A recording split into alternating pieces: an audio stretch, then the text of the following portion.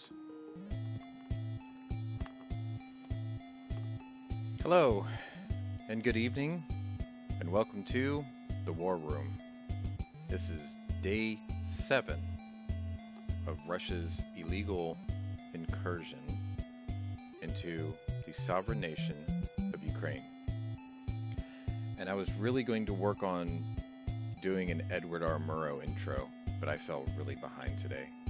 And I hurt my thumbs because I was loading AK mags all day. Because apparently, sanctions have taken their toll on not only imports and exports from Russia, but 7.6239 ammo prices have gone through the roof today. So you better start looking now. If you carry that caliber or 54R, now's the time. Anyway, typically I try to tell you all that it's a lot of meat and not a lot of potato, and that maybe we're gonna make it through just for an hour or two, and every time it always runs for 2.5 hours. So I commend you all for coming and spending your evening with me and my panel. And we do have quite a bit to cover.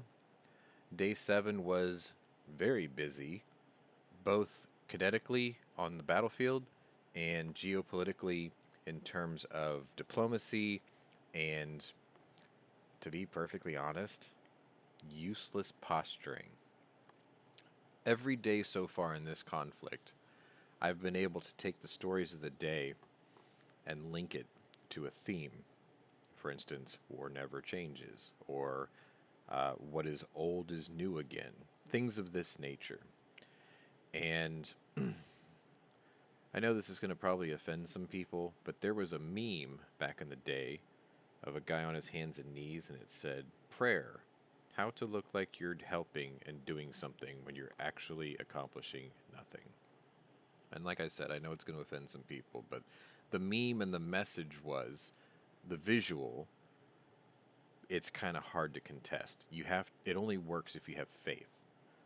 So there's a lot of stories today that we're going to share with you where the situation is posturing, public condemnations, and votes to just keep talking, and these talks accomplish nothing. Um, the push for more sanctions that don't stop guns from firing and doesn't stop missiles from launching and doesn't stop aircraft from attacking. These are the things that just don't cover. With sanctions and words. Words don't stop wars. Boots to ass stops wars. Strength stops strength. You have a derelict relic of the Cold War who is pushing 70 years old, and I'm not even going to play into the narrative of he's losing it. I'm not going to do that, okay? You guys have heard that enough on television and radio and from the regular media talking heads. I'm not going to push that narrative. It's a possibility, but it's also an improbability in my estimation. Because up until up until this, basically, um, you got to admit, the guy was sort of admirable, like, in terms of how a leader works, right? Now, a lot of the stuff he did behind the scenes is deplorable, obviously, but you could make an argument for him, say, 10 years ago, maybe 15 years ago. You're like, man, that guy really knows how to run a tight ship, or whatever, right? But these days, not so much. Um, I have this opinion, and I don't know if it'll be very well accepted, but I don't think, or sorry, I think the only thing that the world is afraid of when it comes to the Russian military is the illusion that they are still the boogeyman from the Cold War. And so far, there's nothing we've seen in 7 days to prove that they are. If anything, they're poorly led, they're horribly mismanaged, and you couldn't find a greener shade of green. I mean, what did they do? They conscripted 17 to 20-year-olds, lied to them, and said that you're just going to be doing a field exercise. And then suddenly it was like, okay, here we go. We're pushing in. And everyone's like, wait, say what? And these guys are like, what? They were taken aback. So you've got lots of defections. You have a lot of abandonment. You have a lot of just equipment laying around. They're like, oh, this must be out of gas. And then a Ukrainian soldier or even a civilian will walk up to a T-90A main battle tank, climb into it, and flip the key, and all of a sudden off he goes. And hey, I just got a free T-90A. It had a full tank of gas. These people are just leaving it behind. It's because these guys are saying, I didn't sign up for this shit. And had this been 1943, you would have had, let's see, who would have been in charge at the time? Stalin would have had Khrushchev, who was a field commander at the time, go back to that convoy that we're looking at outside of Kyiv, and he would say, who's in charge here? And a field commander would raise his hand, and as soon as he did that, there would be a bullet right through the front of his head. And his lifeless body would roll off and down into a ditch, and he'd said, okay, so this is how it's going to be. You're going to push this column, or you're going to end up like that guy. That's the difference between the Soviet military of yesteryear, that everyone's afraid of today, and the Russian Federation army, who doesn't have that resolve and fortitude and leadership and mad grit and determination to do something as insane as kill their field commander to threaten the rest of the battalion. We don't have that. The leader of that nation would like to think that it still is that way, and he may be the only one left who still thinks that way. But everything underneath him ain't no proof. It ain't happening. They're just not doing it.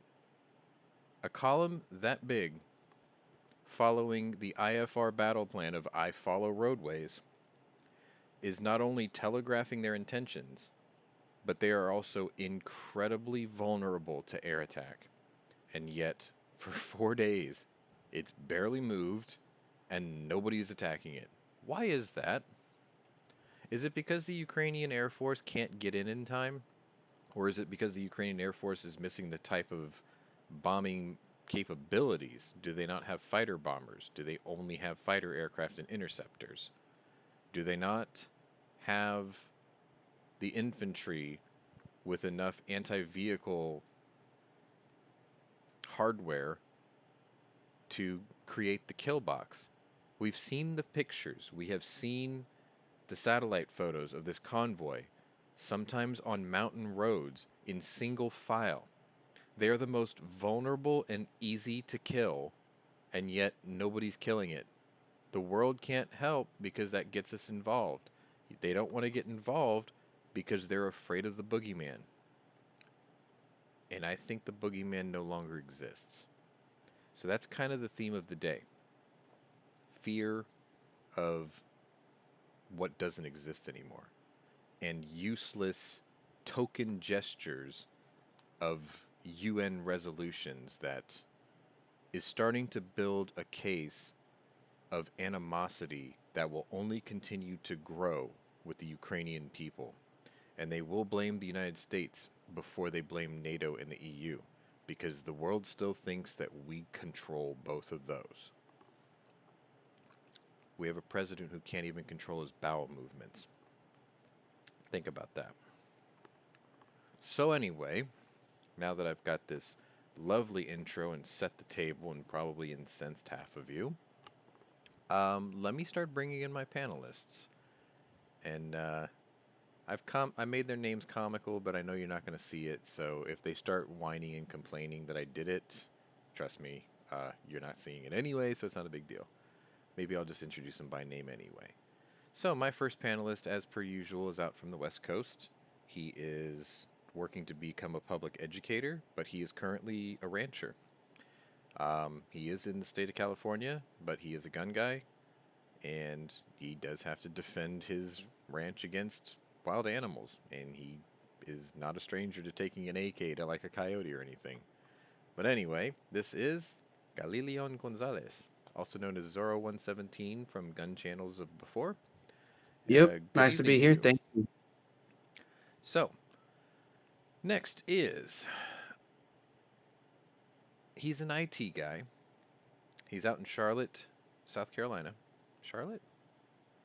No, Charleston. Sorry. It's in Charleston, South Carolina, or actually the surrounding areas. And he's the host of Hit or Miss Tuesday nights at 9 o'clock. Sometimes he'll do a Wednesday or Thursday or Friday or Saturday night strike, depending on if he has the um, topics or the desire to do so.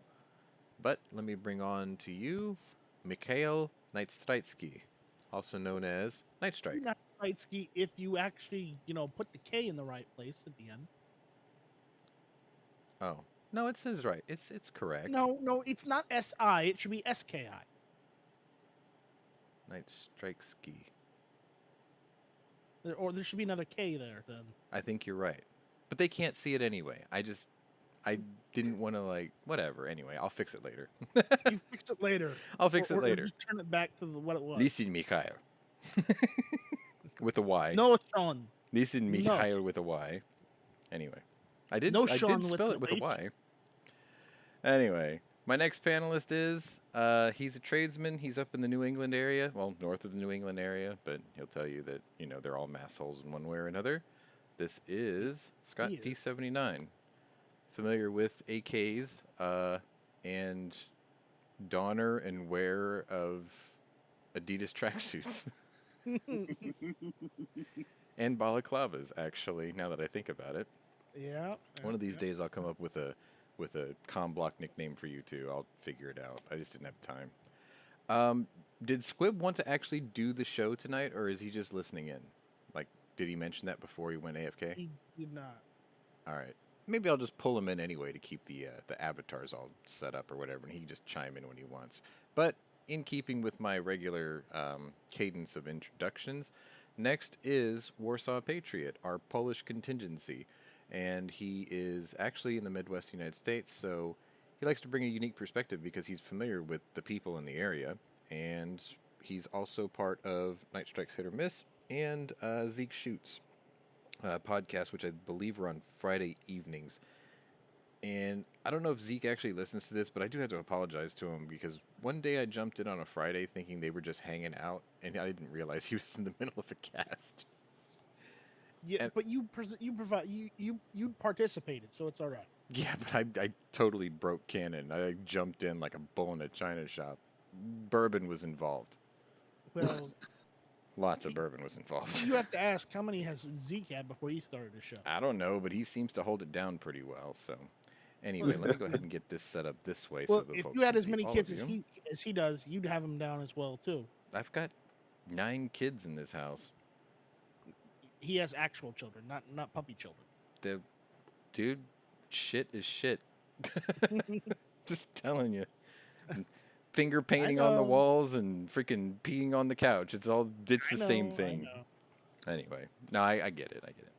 All right, well, I'm going to drag him in here anyway. I'm not sure if he's actually going to be part of the panel tonight, but I'll keep him in here anyway because he is of extreme military experience and maintenance, and he knows hardware. So if he does chime in, this is Squibload, which if you haven't seen him before, he does have a channel on YouTube. He does this really cool series called Speaking Squibbish, where he sort of just he takes a topic and he'll break it down into, this is what I think about this. And sometimes it's not what you want to hear, but it's what he wants to say. And it's his forum and it's his stage. So, if you like what he says, then you're going to listen. If you don't, then you won't. But he uses the internet and his First Amendment right like you're supposed to. And he puts it out there. And that's why he's here. Because I have friends that are not afraid to speak their mind. And if you are afraid to speak your mind, then I will probably keep poking and prodding at you until I break that shell and make you speak your mind, because I would ask what you're doing here if you... Exactly, but I used to be that guy. that was in my shell. So like the only way that You I were not? overcame it was to force myself to do it, just like I'm doing Mm. this. So anyway, I want to take a minute and we're going to look at the chat room. So we've got Shady Hill, who probably jumped in first and foremost, and then I got Terry Shear, I've got Gunmetal Guy, and probably as the night goes on, people will trickle on in because there are a lot of casts going on right now at the same time. So either I'm going to run longer than some, or some will end before we do, and they trickle in sort of like Twitch raids, I guess is a good way to put it. And I'm really grateful that you guys are watching this. I'm sort of pissed off though because this gets twice as many views as any other type of content I put out. Problem is, Even the gun popular reviews. topic. It's a popular topic right now. It you is. know, you know why. It is. We all know why. I 'Cause honestly think that people support Ukraine. Well, yes, and I think honestly, if I actually played the tag game better when I set up the videos, that chances are we would have attracted a lot of people that we didn't even know about because it would just come Right. up on their search. I didn't do it because I don't want the algorithm to just take us down because I got the word Russia in there, you know? No, I get that. I get that. Or, well, you know, that's the whole point. I don't really play the tag game with this particular show just because I just don't want to get caught by the bots. Even though we do find a couple. I think we've had, what, one or two, at least one time we had like two in a single cast, but usually we get at least one. It's one, yeah. And you can always tell. And then you have to say, "Olá, estou Bekoye." Or I guess if I see a Russian bot tonight, I can just be like, "Nipan yet!" and see if the Oman is going to drag me off to the gulag. Okay. Das vidanya, suka. No. Just Nipan yet. You know, there's no more war. Anyway, it was pretty cool because I got to like dust off an old language that I didn't get to speak very often today. We in the lobby for Working Stiffs today, which is part of this Discord server that anyone's more than welcome to come join. The link's in the description below, and I think that invite code's still good. We do this every day, even off camera, and since starting this particular program, I stream news all day. While we're in the lobby. So if you want to watch it or listen in, you just click the button. You can hear it in while we're talking about just about everything anyway. If you can stomach Fox News these days. Well, yeah. And I just use that one because the stream is pretty solid on my phone at work. So, I mean, I'm streaming the video from my phone at work, which is pretty good. Yeah, no striker, yeah. But anyway, like I streamed a video live feed that Warsaw actually sent me of, I think it was downtown St. Petersburg, and it was being piped over to YouTube, and it was the Oman and the Sober squads coming in and taking away protesters. And it was kind of funny because at first I could understand what they were saying, so I was doing like just basic translation, and there was this one part that I just realized the guy was repeating himself, and I'm like, oh, I know what he's doing. I was like, basically he's out there and he's saying, "You've already been in violation. Don't try to run away because we are going to catch you. Just, you know, stay in the circle of officers here and we'll process you one at a time." And strangely enough, it was incredibly calm because I guess the way he worded it was, "We will process you one at a time." Well, what ended up happening after that is there were people for about 30 seconds screaming "Nipanyet," which is, you know, no more war. And then the crowd started to get a little bit louder. Then the Oman guy was basically saying, "By the way, you are prosecutable for up to 15 years in hard labor in prison." Then the crowd started getting a little antsy when they were being pushed around and zip-tied and thrown onto buses with bars on it. So we got to watch that today. But, yeah, it was kind of cool because, I mean, I don't get to use bits of that language too much, and they actually used small enough words that I was like, oh, I know what he's saying. So anyway, yeah, Gunmetal Guy's like, well, Fox News currently is the lesser of multiple media evils. Yeah. I will have you know that sometimes you can actually get a legitimate opinion and decent story out of Al Jazeera because they're all British journalists in Doha. They're British people. You can hear it in their voice. They're just British nationals. Didn't Al Jazeera support the terrorists? They Taliban? they did like 20 years ago, and then all of a sudden, like I think there was like a British financier that jumped in there and like backed it and said, look, if you really want to shake that stigma of being terrorist TV, you might want to do this. And then they said, okay, let's do that. So they brought in a bunch of like British nationals.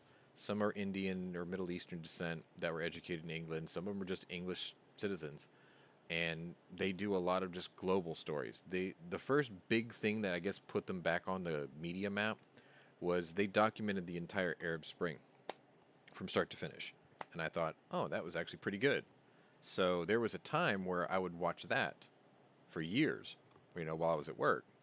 And you got to kind of figure it out. But then what they did was they split it, and they had Al Jazeera US and then the main one. And for a couple of years, I could only watch the US stream, and all the stories that made me want to watch it weren't shown on the US one. And I was like, nah, this ain't gonna work. Well, that site died in like 2 years. So now everyone goes back to the main, and life is happy. But anyway, um, generally, like Gunmetal Guy's saying, is I don't listen to just the one. For instance, the stories that I've got tonight, most of them I picked out and then I checked against like 4 or 5 other sources. Or some of these guys have been posting it in the. I have a room here called War Never Changes.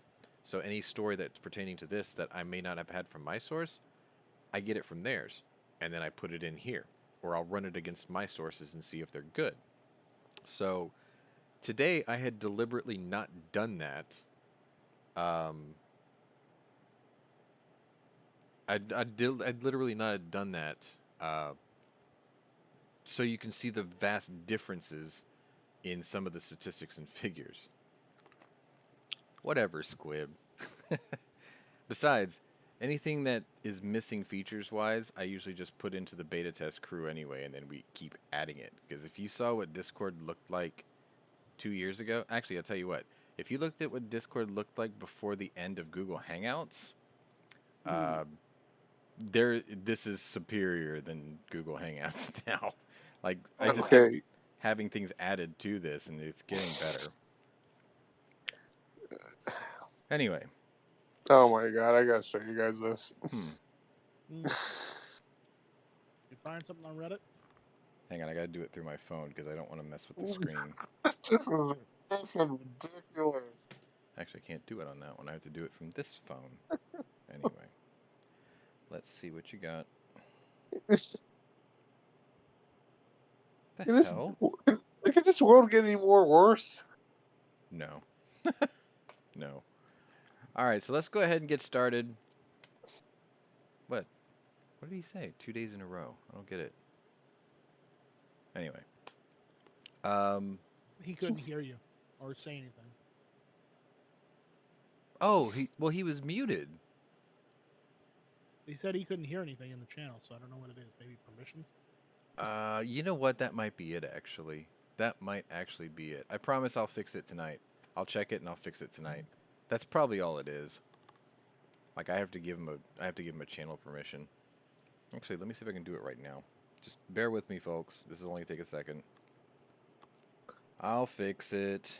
I'm pretty sure that's all it is. Technical difficulties. No, I'm not having it, but he's having them. I almost guarantee you it's a permissions thing now that you mentioned it. He's not either Q2 or Spectre. That's probably why.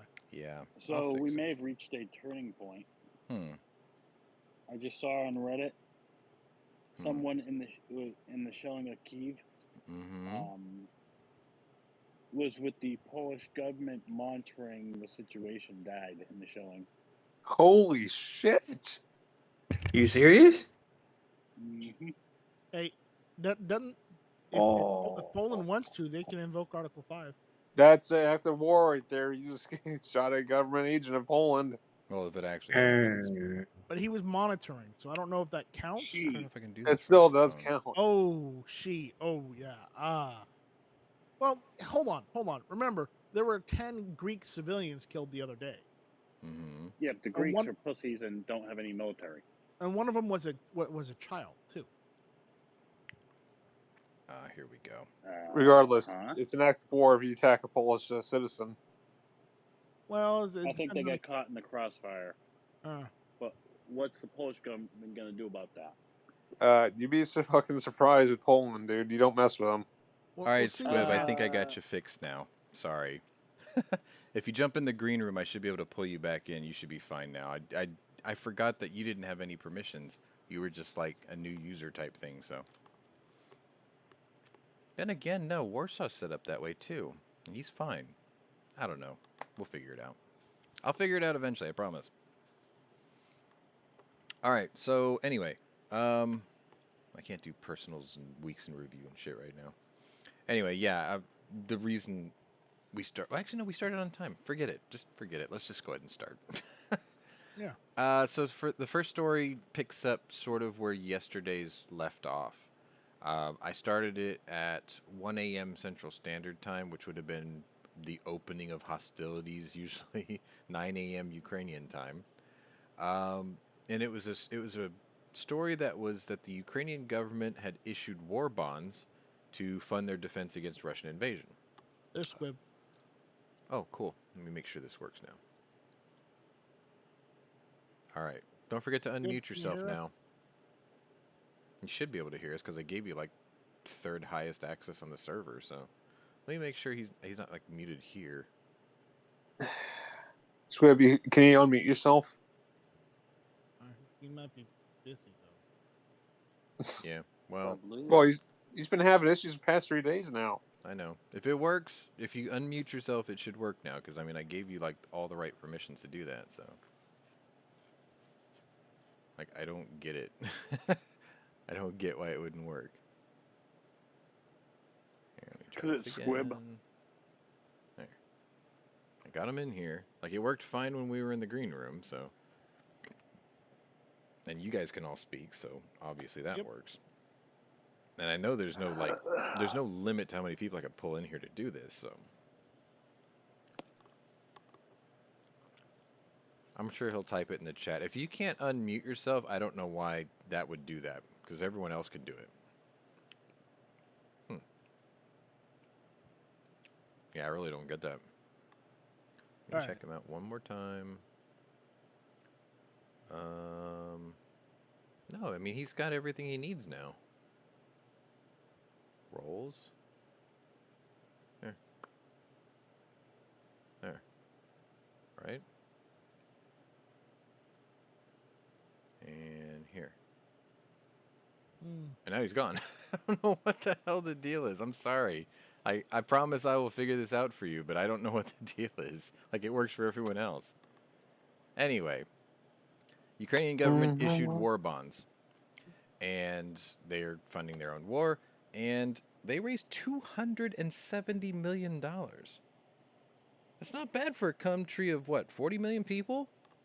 And you take the highs and the lows out, so you throw out the elderly and you throw out the children. That's funny. That's hilarious. Wow. Pink like went right for the jugular. All right. Yeah. So anyway, the proceeds from the bonds will be used to meet the needs of the armed forces of Ukraine and to ensure the uninterrupted provision of the state's financial needs under the war. Standard operating procedure. I mean, we do it here in the United States. Well, when's the last time we sold war bonds? Was that World War II? Oh, you shut up. Anyway, World War II was the last time we sold war bonds, right? Like, on a massive scale. Yes? No? Don't tell me you guys can't talk now either. No. Okay. Anyway. I do support that idea though. Ugh. Anyway. All right, so at the same time, 1 a.m., I put in this story. It says, oh, here, it was actually during an interview, too, this morning. And here. So, we talked about this yesterday a bit, about how the president had released. What is Biden looking at up there? Is he praying that we don't catch it, that he's not running the show? I mean, look at him. Anyway. 30 million barrels came out of the oil reserve. And I'm going to gripe about this a little bit because the fact of the matter is this country uses 19.2 million barrels of oil per day. He released 30 million barrels of oil while he was talking at the State of the Union address, as if he had just saved the world.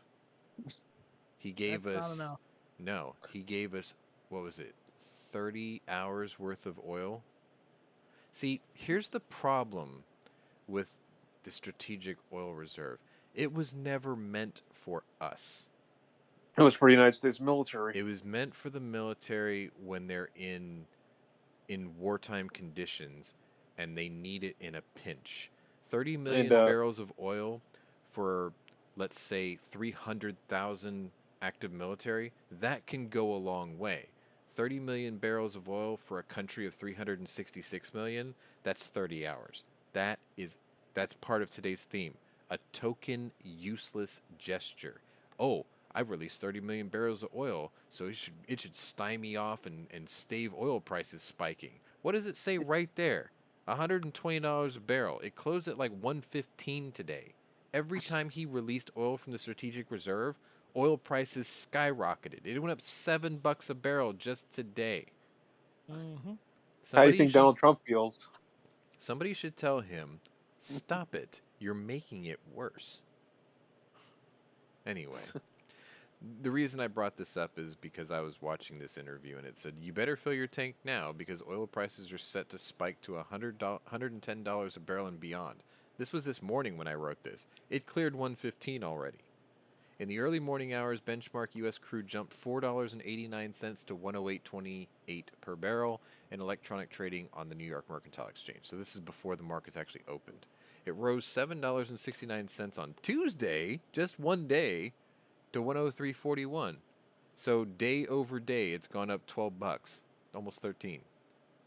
In an interview this morning, former Speaker of the House Newt Gingrich confirms what we told you yesterday. 30 million barrels of oil from the natural reserves is about a day and a half worth. Well, duh. It wasn't meant for us. It was meant for a national emergency, for a specific state, or a specific branch of the military to conduct operations. When it's done that way, it's substantial. When it's done this way, it's useless. Let's move on. 7 minutes later, I got a story that came in, and it said, Ukraine stands up to Russian cyber attacks. But now people are speculating that Putin could launch revenge attacks against the United States. Cyber warfare between Russia and Ukraine began well before the first bullets were even fired. The report came from a cybersecurity expert and former CIA official. He also warned that Russian President Vladimir Putin could launch cyber attacks against America's supply chain in response to economic sanctions. Amidst all the attention on the massive conventional war that's taking place in the Ukraine, a cyber war started before the conventional war began. So, here's my question. NATO had modified their doctrine and said, if a kinetic war is brought upon a UN nation, that's a violation of Article 5. I know you're going to hear that a lot. Either I'm going to say it a lot, or you're going to hear it a lot in your own research in the news and watching the news and absorbing information. Article 5 is a big deal right now, because any kinetic attack against a NATO ally is an attack on all NATO allies, which instantly involves all of NATO, and then they decide how many troops they want to commit to the action. They also had added that cyber warfare is also on the same offense level as kinetic warfare. So right now Russia's doing cyber warfare against Ukraine. Well, Ukraine's not a NATO nation, so it's not an Article 5 violation. However, well, technically you could say all those YouTube bots that are going after our channel is warfare itself, and we could go after them for it. Sure, but they're not a nation. They're just a bot. I know, but still. It's Russia. So the problem now is Anonymous has already attacked Russian servers. It brought down the Ministry of Defense site, it brought down the Kremlin site, it brought down many, many websites. So Sad, yes. technically we shot first. But Anonymous isn't just the United States. It's all over the world. It's a band of betards. It's everywhere. Basically the world, yeah. Yeah. They're stateless anyway. So the world declared war on Russia with cyber warfare. But see, so far nobody's calling foul on that, right? But if Russia does cyber attacks on Poland or the United States, then they would be violating Article 5. Here's the funny thing that most of you never heard about. There's a thing called the Norse IP Attack Map. There's like 15 or 20 different versions of that map. And what you can do, and it's kind of fun to watch, especially if you're just tired and you just need something to look at to, make you fall asleep. I load this up every once in a while because I sit in front of a 47-inch monitor, and then my other monitor is a 27-inch. So, like, I'm sitting here, and it's got a map of the world on it. And it almost looks like the one from the James Bond movie where they're sitting there zapping each other and electrocuting each other. It kind of has Ooh, that that look one? to it. Yeah. Nice. But the way it works is you'll see these dots appear in different parts of the world, and then it looks like missile command on the screen. And depending on the severity of the attack, the dot and the explosion when the attack lands, it shows you that an attack came from that spot and it hits that spot and then it blows up, right? Well, So, it's like, would you like to play chess? it looks like No. missile command. But the fact of the matter is if you watch that map any time of the day for the last 5 years, 60% of the attacks on a massive scale are coming out of China.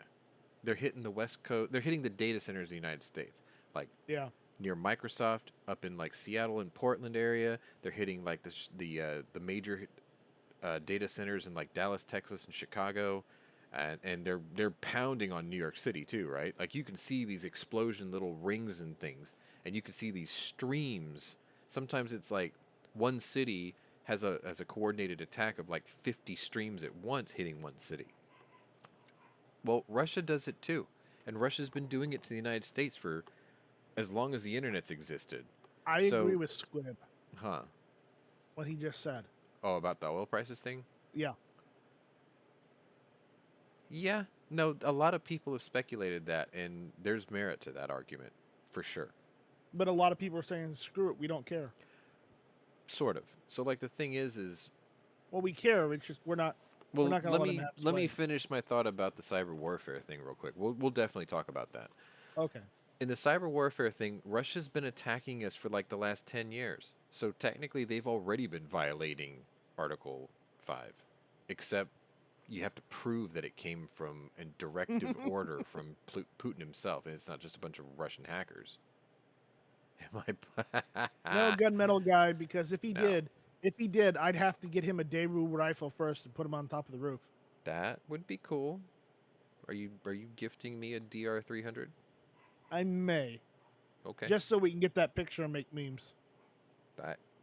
All right. Pwnery wants a DR300. So anyway, I'll keep my eye out.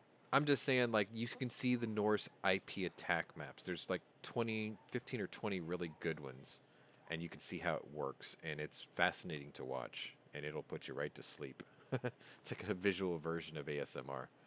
But anyway, my point is we can just use that map and just say, look, Russia's been attacking us this whole time. That's an Article 5 thing. Let's go after them. But we're not gonna, because everyone's just posturing right now. Theme of the show. Let's talk about the oil thing, though. There is a growing number of people saying the same thing that Squib is pointing out, that Putin might be hoping that the high oil prices gets people to back off and sort of tone down. No, I agree. There's a couple of things working against that. One is congressional pressure to reopen the Keystone Pipeline and start actually, what's her name? Secretary Granholm, the energy secretary. She currently has 7 natural gas lease applications sitting on her desk. She refuses to grant them. She's deliberately undermining the energy dependence needs of a nation. She's undermining our energy independence. If Patrick was around, he would start screaming that this is treason and we need to put her on a tree and firing squad her, right? Secretary Granholm. Don't forget that name because she's going to come up a lot in future news stories and maybe even this show, because she's denying these things. probably under orders from the president and the squad. Either way, we're getting back to the great oil speculator crash or boom of 2004 and 5. If you remember back then, story time, children. Anyway, back then, the oil price or the oil speculator market drove prices up to over $150 a barrel. This was back in 2004. So adjust that for inflation, and you're probably thinking more like $175 a barrel today, right? Gas prices per gallon even back then weren't as high as they are right now. Where's the disconnect? If oil prices adjusted for inflation were $175 a barrel in 2004, that killed off the Ford Excursion and began the whole useless staycation bullshit that they, because no one can drive, then why are people paying $4 a gallon now when oil is only at $115 a barrel? There's no answer to that, is there? No, there's not. Or is the gas prices being adjusted for inflation too?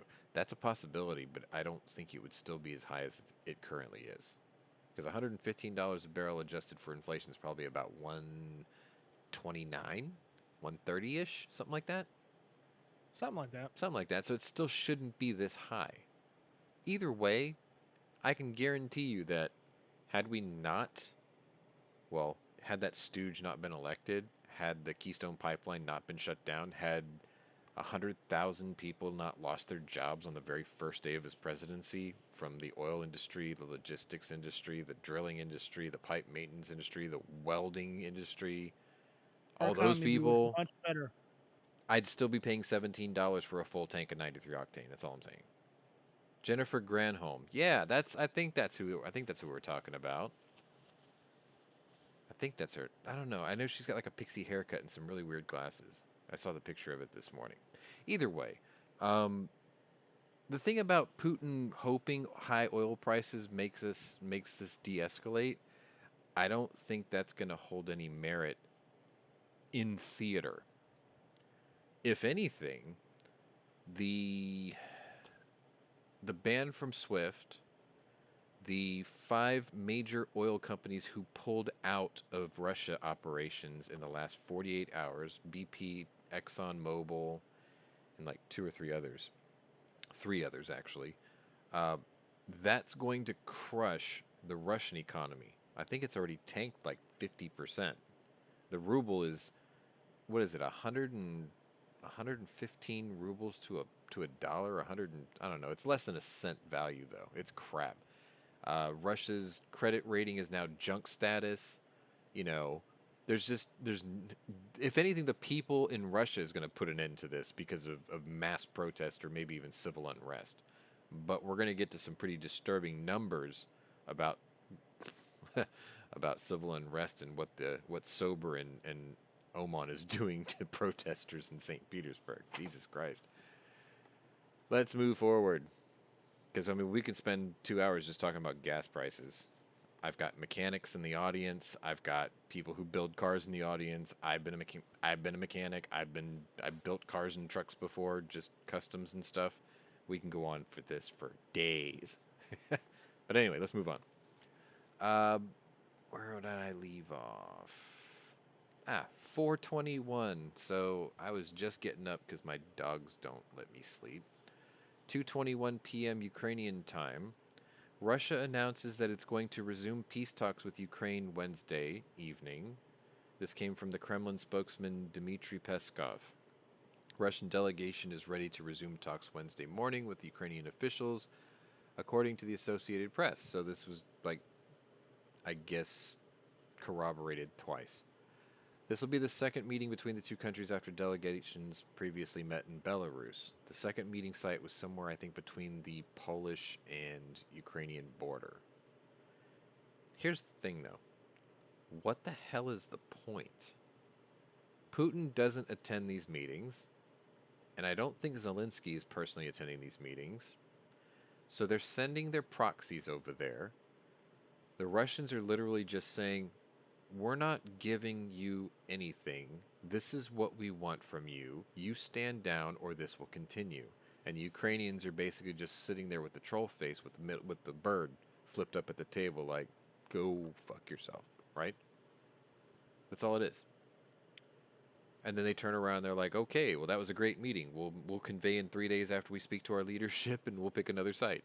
Like, what's the point? Because the whole time, Russia's doing air ops and hitting civilian targets all day long today. Kharkiv, sorry, I've got tons of cities. Kharkiv, Zaporizhzhia, that's another one. Try saying that really fast. Curson. They were hitting like 3 major cities today, all day long, during, quote, peace talks. That's not a very good, what is it, show of good faith, is it? Like, we're going to have peace talks today. Maybe we shouldn't bomb these cities and kill children while we try to negotiate. No, just go Nah, ahead. we're still on. It'll Go be ahead. fine. Go ahead, Yuri. Push the button. Go Anyway, ahead. right? So that's going on. Okay, Yakov. So, wow, I got those 2 numbers way off. Anyway, yeah. Oh, this must be 4:25. That's what it is. All right, so 4:25 a.m. Moldova is welcoming Ukrainian refugees. They're one of the poorer countries in the area, and they're offering them jobs and work visas and even temporary citizenship amid their labor shortage.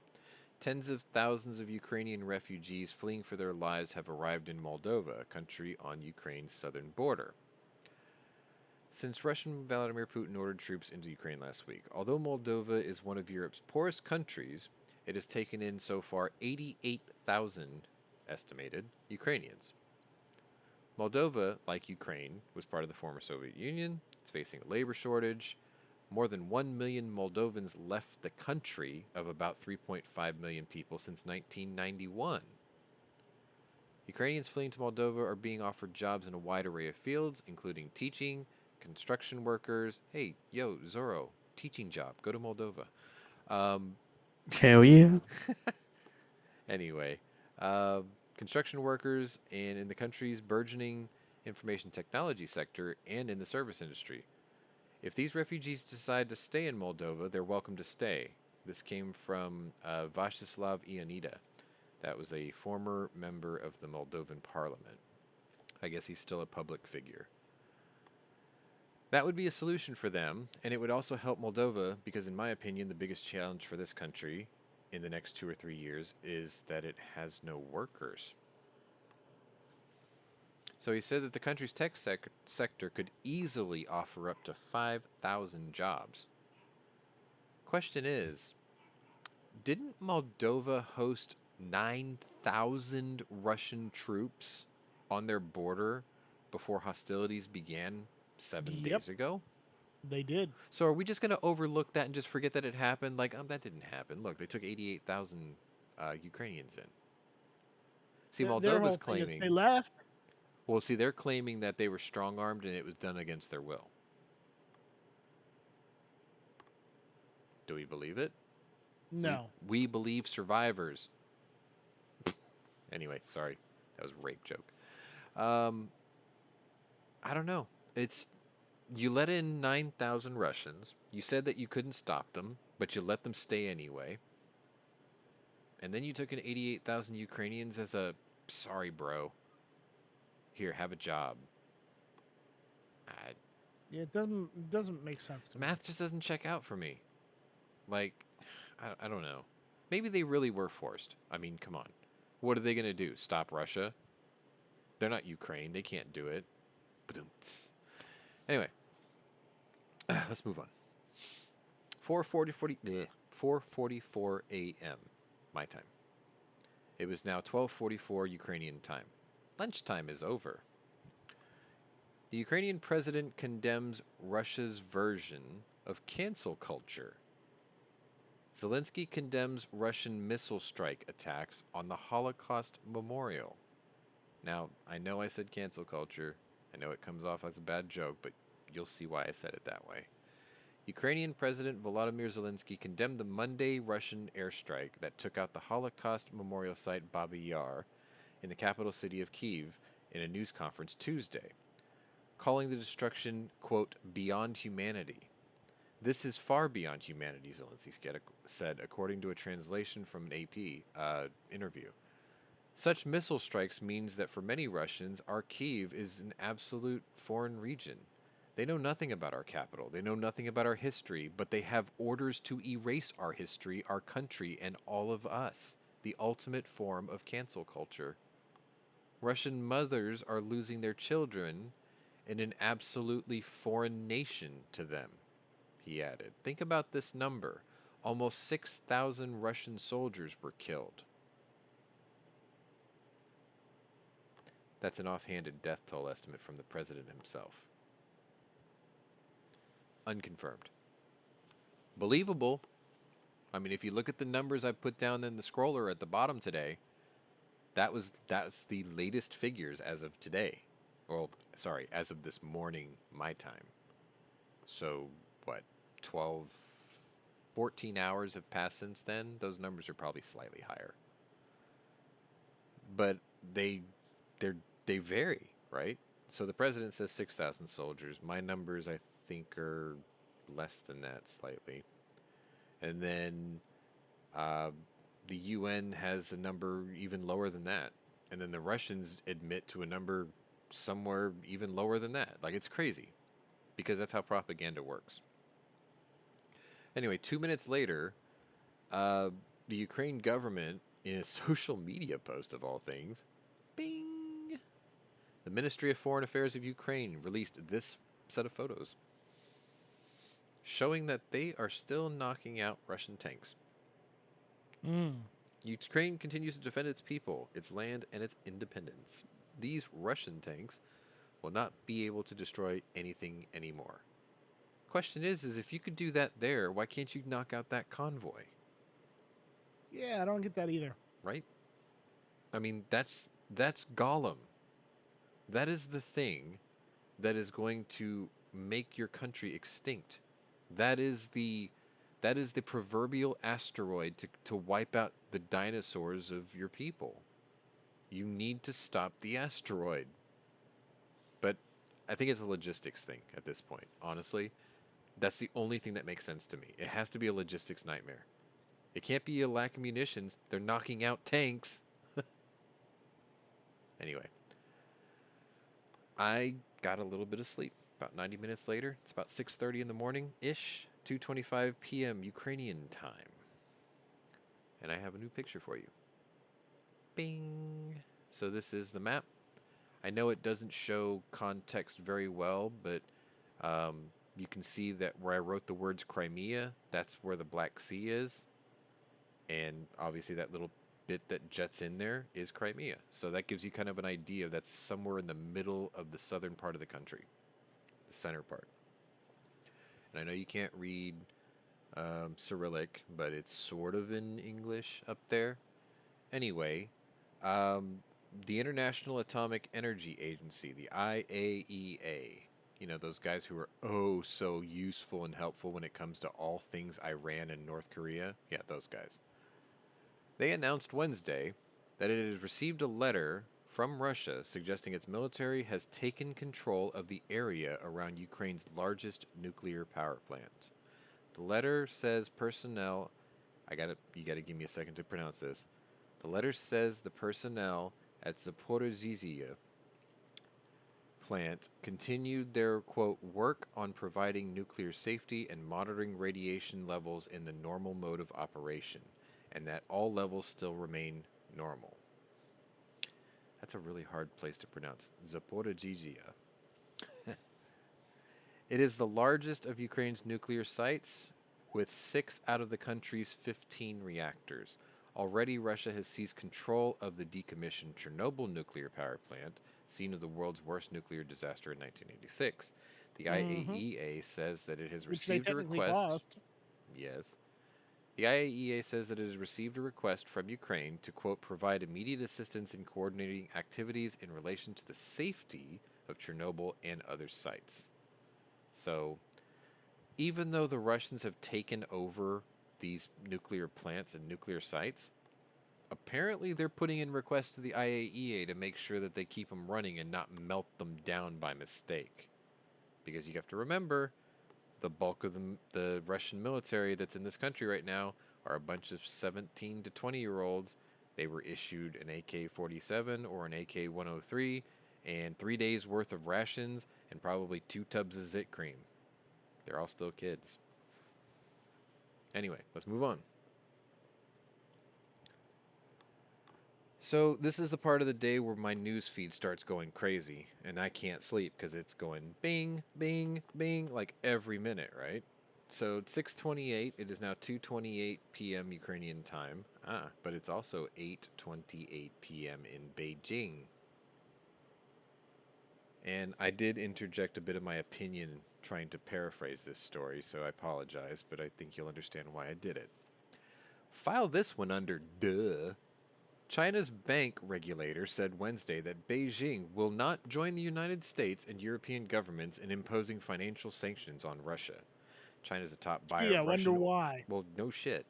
China is a top buyer of Russian oil and gas and is the only major government that has refrained from criticizing Moscow's attack on Ukraine, according to the AP. Beijing disapproves of sanctions, which it believes lacks a legal basis and, quote, will not have a good effect. This is from Kuo Shuqing, the chairman of China Banking and Insurance Regulatory Commission. We're going to take financial advice and, I don't know, opinions about sanctions from the Regulatory Commission of a communist country. Right. Yeah, We will not I don't think join so. such sanctions, and we will keep normal economic trade and financial exchanges with all the relevant parties, Guo added at a news conference. We disapprove of the financial sanctions. Oh yeah, I forgot I was going to show you the picture of these two lovebirds. Reunited and it feels so good. Anyway, yeah, those two. Oh, stop that. Yeah, I know. We're not doing karaoke night. I'm sorry. No. No, you had your chance. You decided not to doing go. it. 6:30, so 2 minutes after this, now we're traveling back over to the UK, and it is now 2:30. Sorry, I got that wrong. We're traveling back to Ukraine.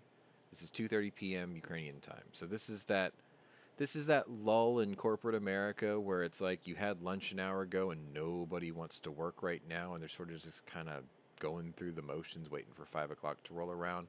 Well, that doesn't work in a war zone, does it? No, it doesn't. The United Nations said Wednesday that 136 civilians have been killed in Russia's invasion of Ukraine, including 13 children. That's a really small figure. An additional 400 people have been injured, but numbers are expected to rise. You mean the truth is expected to come out and show you that that number was grossly mismanaged, and it's probably 10 times that? Yeah, I'd say it would continue to rise. You know, the truth is out there. Yeah. Most of these casualties were caused by the use of explosive weapons with a wide impact area. Canister shots? Thermobaric bombs? Sounds about right. Said the Office of the United Nations High Commissioner for Human Rights spokesman Liz Throssell. I think I got that right, Throssell. This includes shelling from heavy artillery with multiple launch rocket systems and airstrikes. Those are called GROMs? Yeah? Grom 21s or something like that? Right? I think you're the one who told me about that, Mike. Yeah, they're BM-21 Groms. Yeah. Grad. Okay. I'll take your word for it. Sorry. I really should have studied that better. This number pales in comparison to Ukraine's State Emergency Service, releasing a number over 2,000. Now, I'm more inclined to agree with that number. However, because of the way that the global media works and how censorship is quite a big thing, and the number 5,840 just went across your screen, that's Russian losses, by the way, on that thing at the bottom. Those are the figures I got. Those are the ones that matter. We want those numbers to be as high as possible to put an end to this. Anyway, I tend to want to believe those numbers, but we're not getting photographic evidence of bodies everywhere because, first of all, the global media can't stomach it, and second of all, most countries would just censor it anyway. So it's very hard to get those kinds of confirmations unless you get it from a man on the street level. TikTok, social media, before it gets banned, things like that. We used to have a website called LiveLeak. It's gone. It's something else now. But that would have had it too. I'm sure there's other sources like that. If I find them, maybe I'll share them. But I'll probably get us suspended if we do it here on YouTube. So anyway. Behave, gunmetal guy. So, also at 6:30 a.m. my time. 4 people... I got a picture of this one. Here we go. So, yeah, that doesn't that look like a very strategic military installation? Like that needs to be taken down. That has military value. Right. 4 people have been killed and 9 have been injured so far in airstrikes targeting the city of Kharkiv on Wednesday. Ukraine State Emergency Services says. One of the strikes hit the regional police and intelligence headquarters, blowing off its roof and setting the top floor on fire. This is what you're seeing here. Pieces of the 5-story building were strewn across adjacent streets, according to videos and photos released by the emergency service. In Wednesday's strikes, 4 people died, 9 were wounded, and rescuers pulled 10 people out of the rubble. They aren't Service strikes with a also Y. said. They are strikes with a Y, I guess. Anyway. Moving right along. I have another map for you. Bing! Okay. So we were over this way somewhere earlier, and now we're moving a little further to the east, or sorry, the west. And this one here is from 8:35, so this would have been 4:35 Ukrainian local time. Russia claims to capture the city of Curson, but Ukraine denies that, obviously. Russia on Wednesday is claiming to have captured the southern Ukrainian city of Curson, which has around 250,000 residents. But an advisor to Ukrainian President Volodymyr Zelensky told the news agency that the city has not fallen, and our side continues to defend it. The street fighting is going on there. Overnight, the regional governor of the area reported that Curson was surrounded and under fire while Russian forces were looting businesses.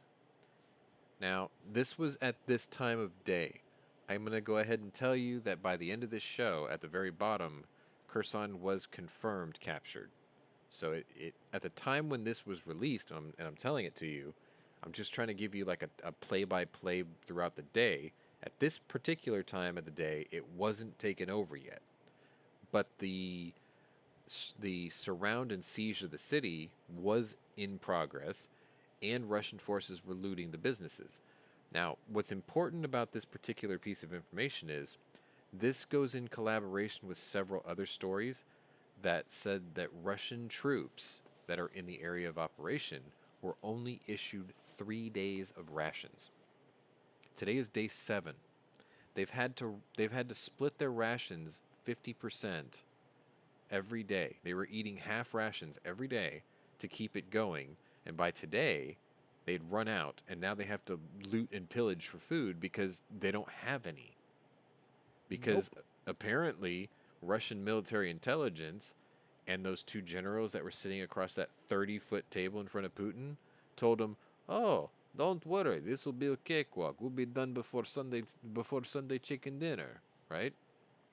That's pretty much what they were told. And here we are Wednesday, twice the duration. And now these guys are starving, and they're out of gas, and they're still green. But they're hungry, and hungry people will do desperate things. So anyway, that happened at 4:35 Ukrainian time. The city hadn't been taken yet, but I can tell you now, spoiler, it's been taken by now. And I've got the timestamp for that. We'll get to that towards the bottom of the show. Let's see. 8:52, so about 18-20 minutes later-ish. So it's 8 minutes before the curfew goes into effect in Ukraine. Actually, you know what? I'm sorry. I think the curfew is only for Kyiv, which is 5 p.m. to 8 a.m. They try to get all the people indoors and, locked down and out of the way. So that way anybody who's on the street is either people who absolutely need to be there or enemy combatants that need to be killed and removed from there. But anyway, 8 minutes before that, nearly 7,000 people, 7,000, okay? Here's a picture. That's a lot. 7,000 people have been arrested in Russia for protesting the war. Now, those guys you're seeing up there, that's Oman. That's sober. Actually, sober is usually the guys carrying the guns at the ready the entire time. These guys are mainly Oman. Are you sure you're screen sharing? Well, it's for the stream. There it goes. The stream people get to see it. Yes. I'm watching both. Oh, okay. Okay. Remember, 3 monitors. So I can do Yes. anything. Yes. You can Everything. do that. So anyway, 7,000 people have been detained in Russia since last Thursday. So this is a number that continues to grow. And the two major cities that this is happening in is obviously Moscow and St. Petersburg, two largest cities in the country.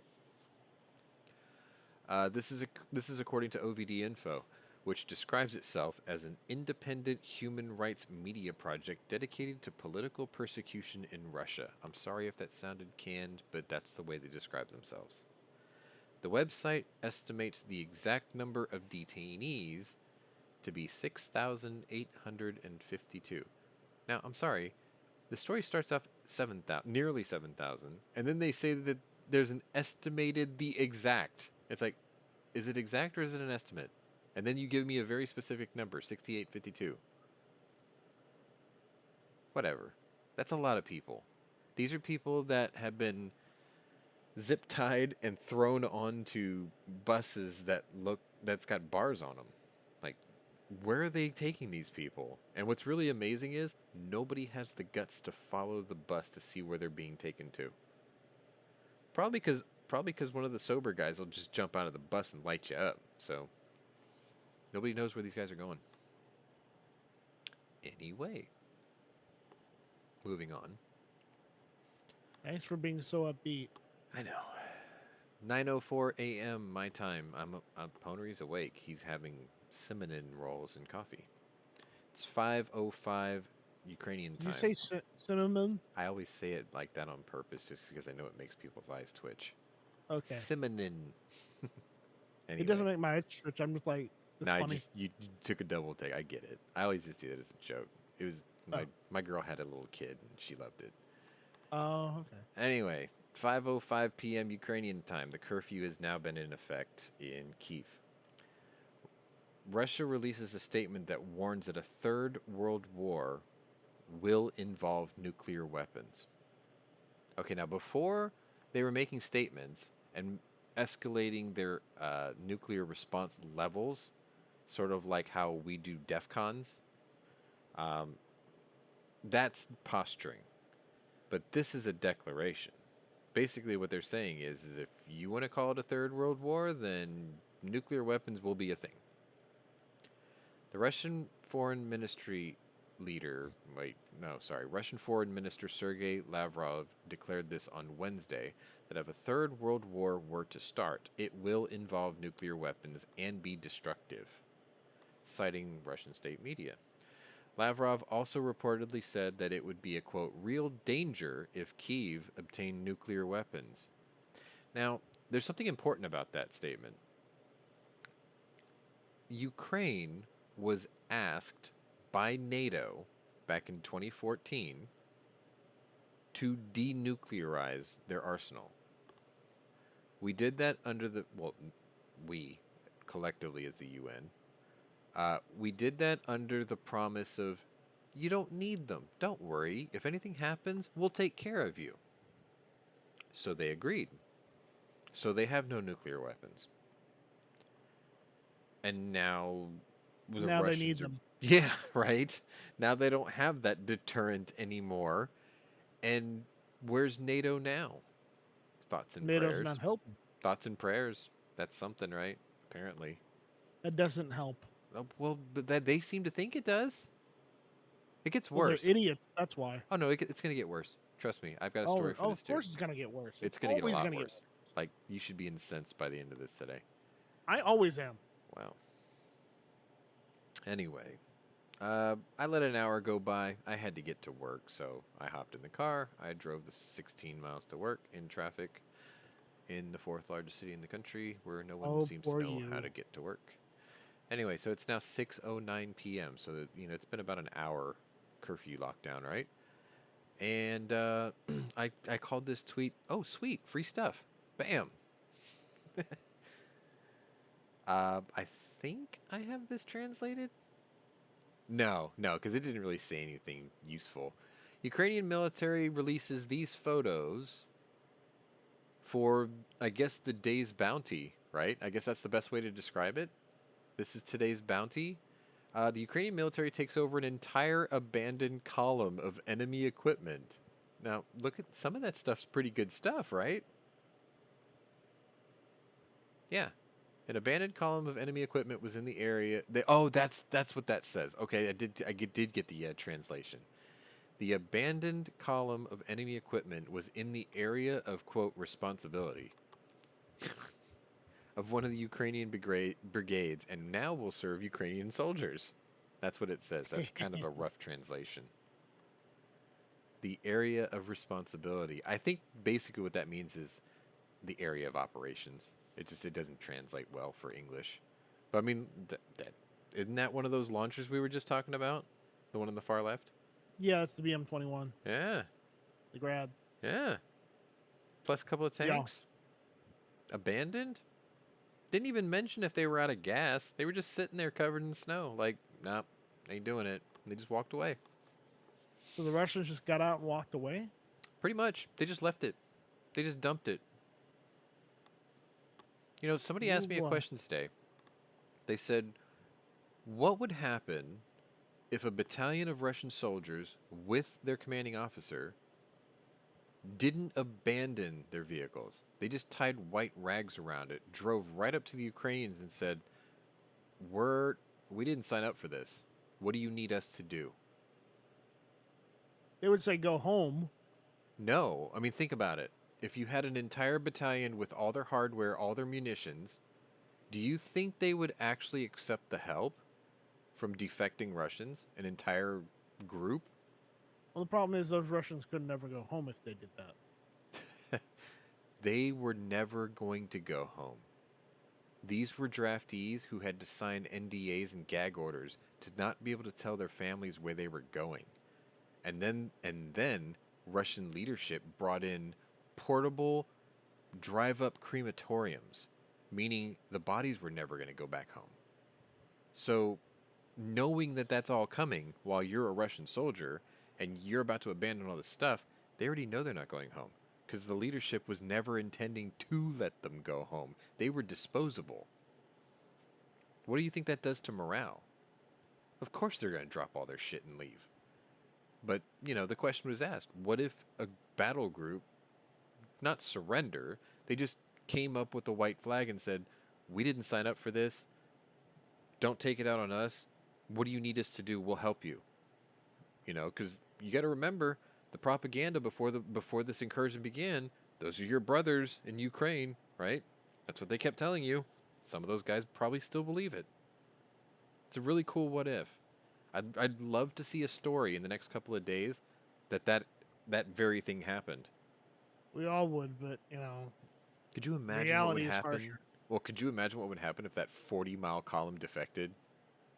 Holy Ooh. crap. I mean, there's got to be a reason why it's not moving. Anyway. Free stuff. Cool. I mean, it's like an Afghan Christmas, isn't it? I mean, where the hell's my, where's my APC? Where's my MRAP? Sean, we need to get somebody to fly us over there so we can take a whole bunch of T90 tanks and sell them on the black market. I'm still beating that drum, dude. We left all that stuff. Where's my MRAP? Anyway. Well, how about a lightly used Russian APC instead? I'm willing to consider. You throw in a T90A and you get a deal. They're out there for the taking. Why not, right? Yeah. All right, let's move on. God, obviously we're joking. We're only halfway through. Jesus.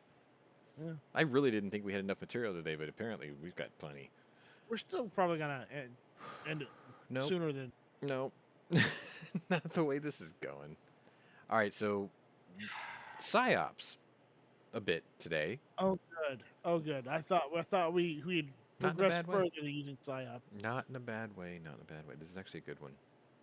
Bing. I love that. It says, Mama. I love that. That dude looks like I don't want to be here. The Ukraine Ministry of Defense, sorry, 6:10 p.m. Ukrainian time, released this. Ukraine Ministry of Defense posted on their Facebook page, because, I mean, social media is a thing, right? Asking Russian mothers to collect their sons who have been captured in battle in Ukraine. The post included several multi-channel phone numbers and email addresses through which they can contact Ukrainian authorities for more information. The ministry will also provide proof of captivity, but noted the mothers will need to find a way to get to Kyiv and proceed to detail a very complex process by which they could reach the capital, which is still under siege. We Ukrainians, unlike Putin's fascists, do not fight with mothers and their captive children, the message said. We are waiting for you in Kyiv. So, do you say? How do you take this? Are you saying that this is a really, really generous humanitarian gesture, knowing that they're capturing conscripts, and saying, "Look, these guys surrendered, we captured them, and now we want to give them back to the only people who still care about them because clearly their leadership doesn't, but their mothers do." I mean, it's propaganda, right? It's a humanitarian psyop, sure. But I don't know. It can't end well. What do you think? A bunch of Russian mothers are going to just walk right to the border and tell the soldiers, "Get the hell out of my way, I'm taking my boy home"? I don't think that would go well. Whew. Yeah, but what if one of the mothers was like the field commander's mom and she smacks him upside the head? What are you doing? The hell are you doing? I didn't teach you to do this, right? I taught you right and wrong. Ski.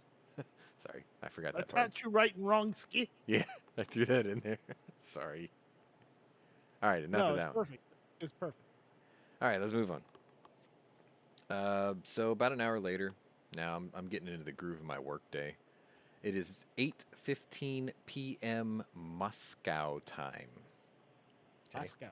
Yep, we're flying all over the place. It's like where in the world is Putin San Diego, I guess. Anyway. Oh, we know where he is. He's in the Urals. Yeah, he's at the Duma. Anyway. I'm going to put the picture up first because, man, what a dashing leader, right? Bam! Look at that guy.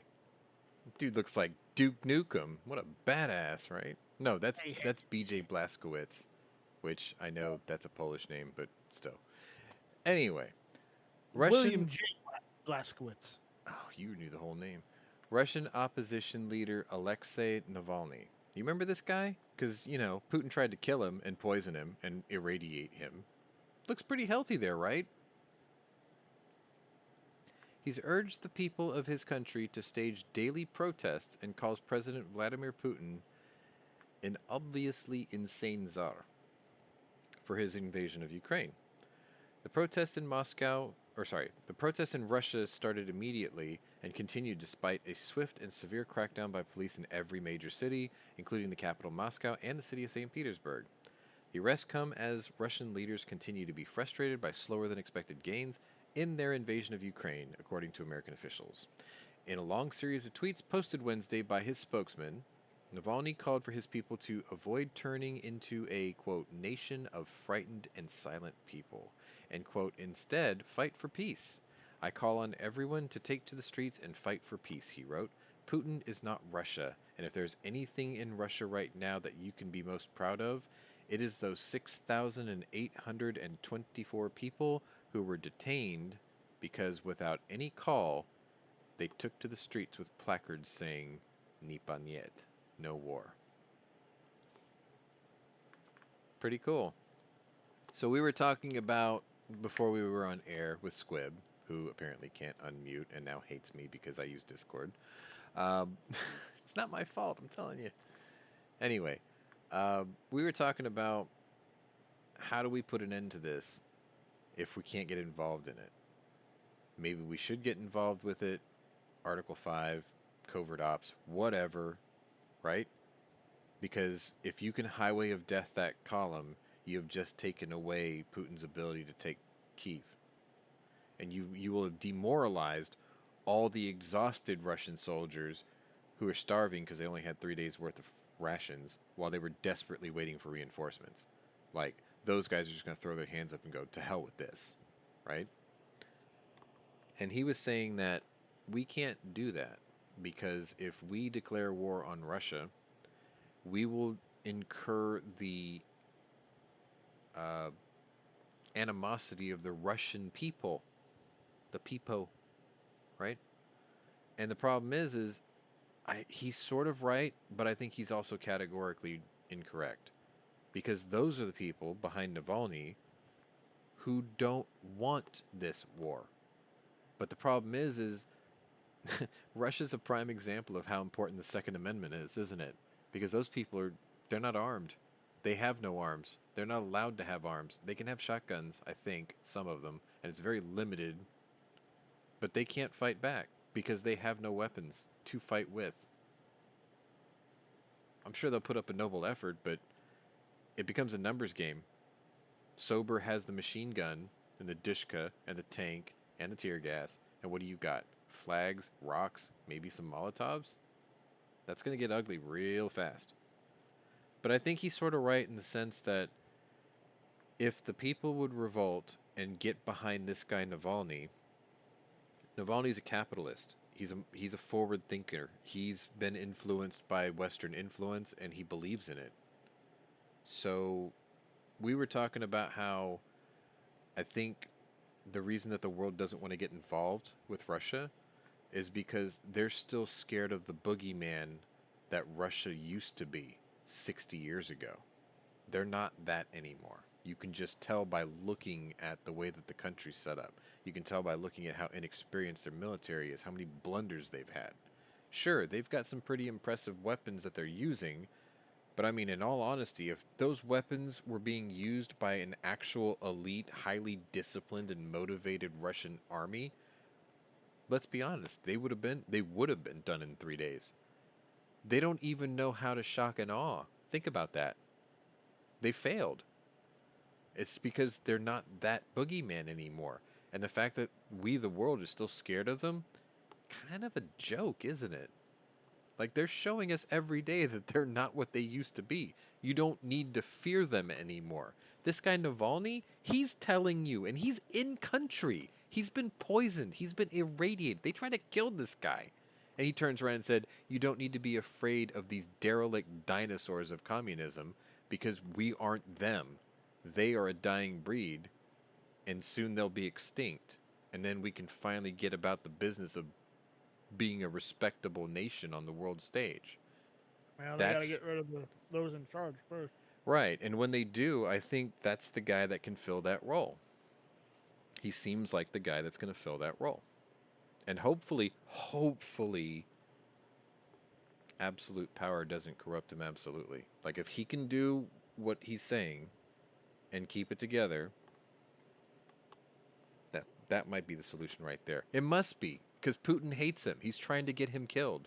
This guy threatens Putin's 1960s Cold War existence. This one guy. And, you know, he's like the Russian version of Jesus. He came in and he was like, I got an idea. And everyone followed him. They loved him and they followed him. And what did they do? Putin became the Roman Empire and they want to crucify this guy. They got to silence him. He's dangerous. He's influential. He's charismatic. He's better looking. He has more hair. Right. Now, I don't know if he's Action Man and jumps in submarines and checks out shipwrecks and rides bears and goes hunting bare-chested like Putin, but I'm pretty sure that if you dig real hard, half of those are just bullshit photo ops anyway. Anyway, whatever. I'm not saying Navalny's a stud or anything, but it's like he's a better choice out of the two because he's actually wanting to get rid of the very thing that makes his country an embarrassment to the world. So politically, he's a stud. Whatever. Let's move on. 3 minutes after that story. Now we're going back to Ukraine. So it's 7:18 because Moscow's a little... There's certain parts of Russia that are an hour ahead. of Ukraine. Anyway, in the first admission of hard numbers of losses during the war, Russian state media outlet RIA reported that 400... Now, look at the numbers across the bottom of the screen right now. But at the same time today, Russia's state media admits 498 Russian troops have been killed in Ukraine and 1,597 injured. That's not the same number you're looking at the bottom of the screen, is it? No, it's different. Of course, because it's propaganda. The attacker is going to water down their numbers, and he's going to boost up his kill numbers to make you think that they're steamrolling. But unfortunately, and today's splash screen that you're looking at on to the right of our avatars today, I mean, if you look at the territory they've taken in relation to the rest of the country, they're not really doing that hot, are they? Yeah, they're trying to go after population centers. Yes, it's starting to take an effect, but I mean, it's been a week. You would think that they could have gotten this done by now. They thought so. They didn't even give their soldiers... I'm going to keep banging that drum. They only gave them 3 days worth of food. Anyway. Russia first admitted to the troop deaths on Sunday after Ukraine continued to announce death numbers in the thousands, though no one has been able to independently verify Ukraine's claims. The United Kingdom's defense ministry had reported Russian losses of only 450, but that was on Friday. A little more accurate, I guess, right? But here's the thing. An APC that the Russians use carries anywhere between 7 to 10 outfitted soldiers, including the driver, right? 862 APCs have been knocked out. If there were 10 in every APC, that's 8,620 killed in action. Just from those. I don't think they were all manned. I don't think they were all fully manned. So the numbers will obviously be skewed. Also, you can destroy the vehicle and still have the crews get out. You just knock out the engine or whatever and everyone just gets out, right? So, I don't know, man. I'm more inclined to believe the numbers that you're seeing at the bottom of your screen because I got that independently verified by 4 sources. 4. And then, like, I threw out the high and I threw out the low and it still came up with these numbers. And I'm like, you know what? I could believe this. It's been 7 days. They've been active.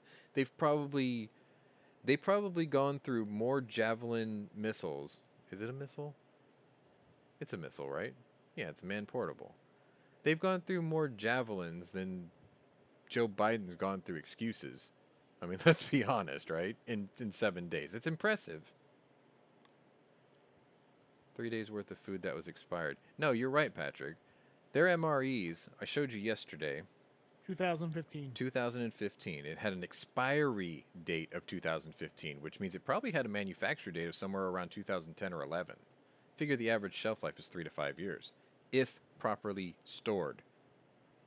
Clearly, these weren't.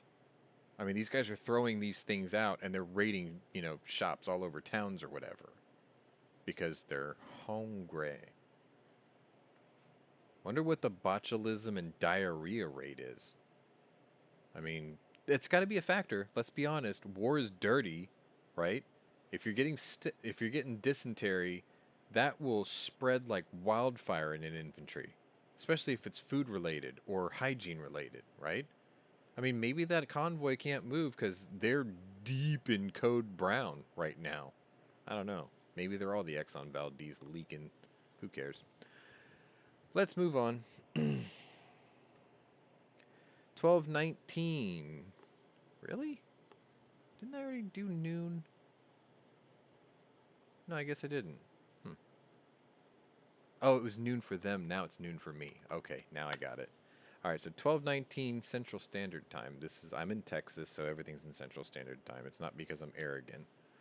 The United States has announced the formation of a task force. Oh, yeah, I remember this story now. Okay.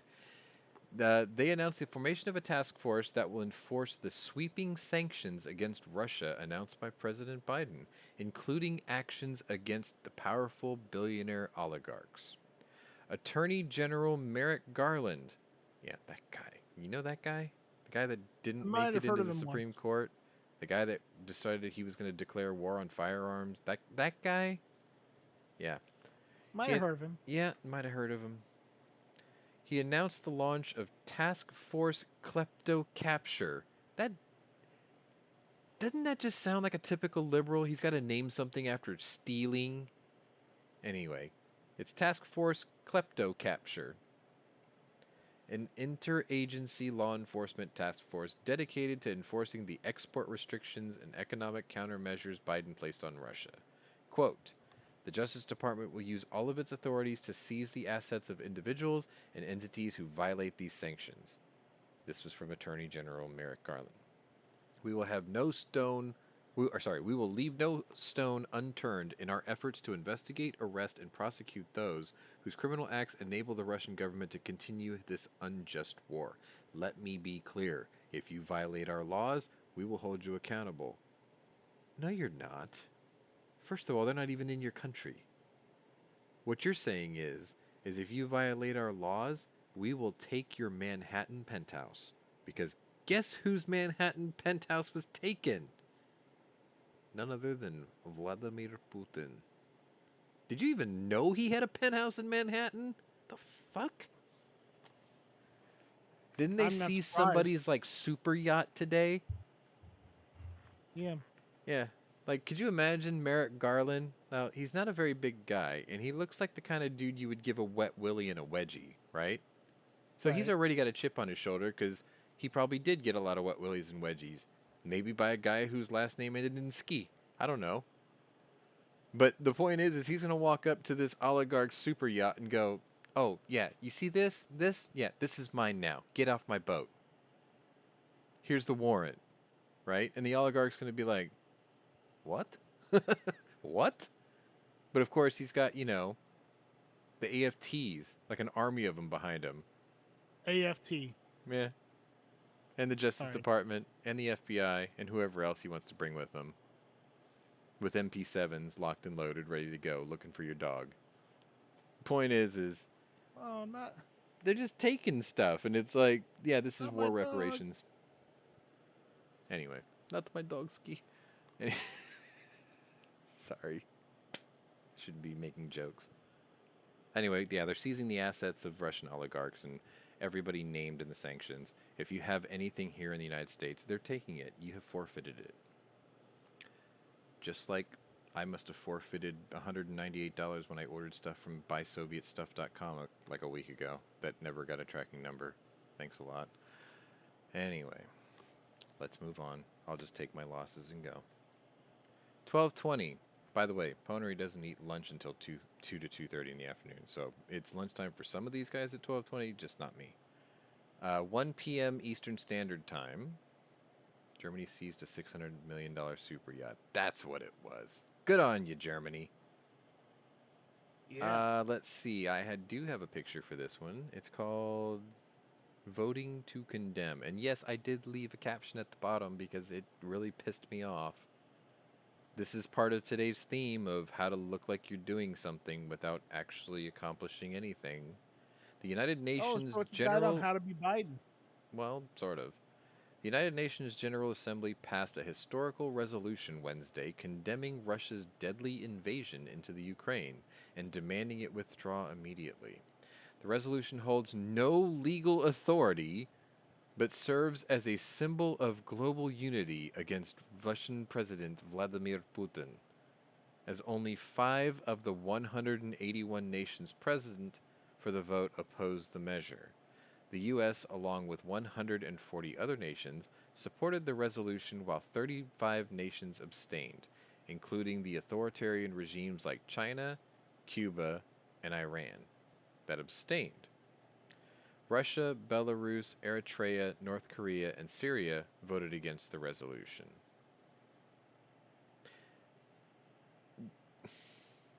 I'm having a hard time explaining this. The UN, I think they're in New York, right? The General Assembly. Yeah.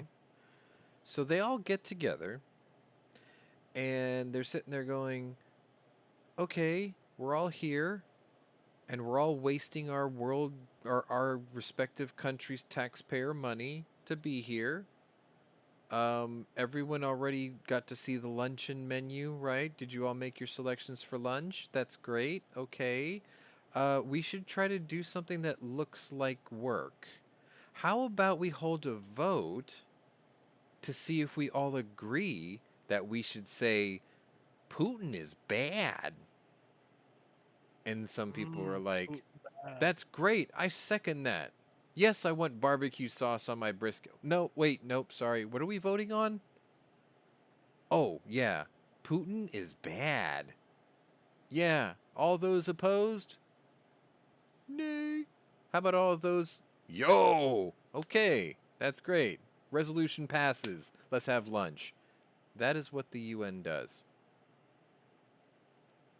What did that accomplish? So, it's optics, right? What have they shown us? They just showed us who our enemies are. China, Cuba, Iran, Russia, Belarus, Eritrea, North Korea, and Syria. I'm sorry, didn't we already fucking know that? Like, we didn't need a UN resolution vote to know that those countries are the problem. We've known that for decades. What good is the UN?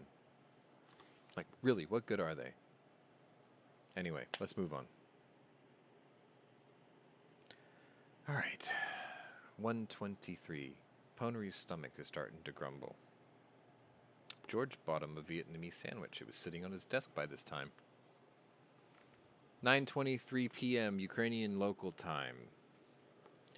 The number of Ukrainian refugees can soon hit the 1 million mark, according to the UN Refugee Agency. As of 9:23 p.m. Ukrainian local time, 874,000 people had officially been counted as leaving Ukraine since Russia's invasion 7 days earlier. This is what the agency reported on Wednesday. That number is rising exponentially and could grow to over 1 million in a matter of hours. Spoiler, it did. The refugees are streaming into countries neighboring Ukraine, including Poland, Moldova, Hungary, and Slovakia.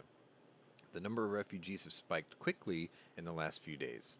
The United Nations Refugee Agency estimated that on Sunday, I forgot to put up the picture, sorry about that.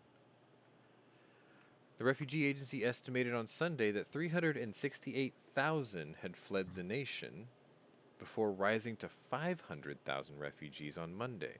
More than 200,000 people have fled the nation since Tuesday. It's a mass exodus. Because the fact of the matter is Ukrainians are fighting hard, yes, but the elderly and the sick and the young, they're not fighting. They don't need to be there. So these people are taking them out. There have been human interest stories peppered throughout every day of this, of fighting aged men staying up 2 to 3 days to get their family across the border into Poland and immediately taking a nap, turning around, and going right back with his fellow countrymen to go fight. They're doing double duty. These guys are exhausted. The entire Ukrainian defense force, both military and civilian, these poor guys are exhausted. They've been fighting for 7 days against an army larger than they are, right? They're under siege in their major cities. You're not getting to sleep. You get air raid. You listen to like Trey Yingst from Fox, who honestly, that guy deserves an award for how much work he's been putting in. He's always wearing his blue helmet and his bulletproof vest. He's up, like his cocaine budget must be insane because he's never asleep.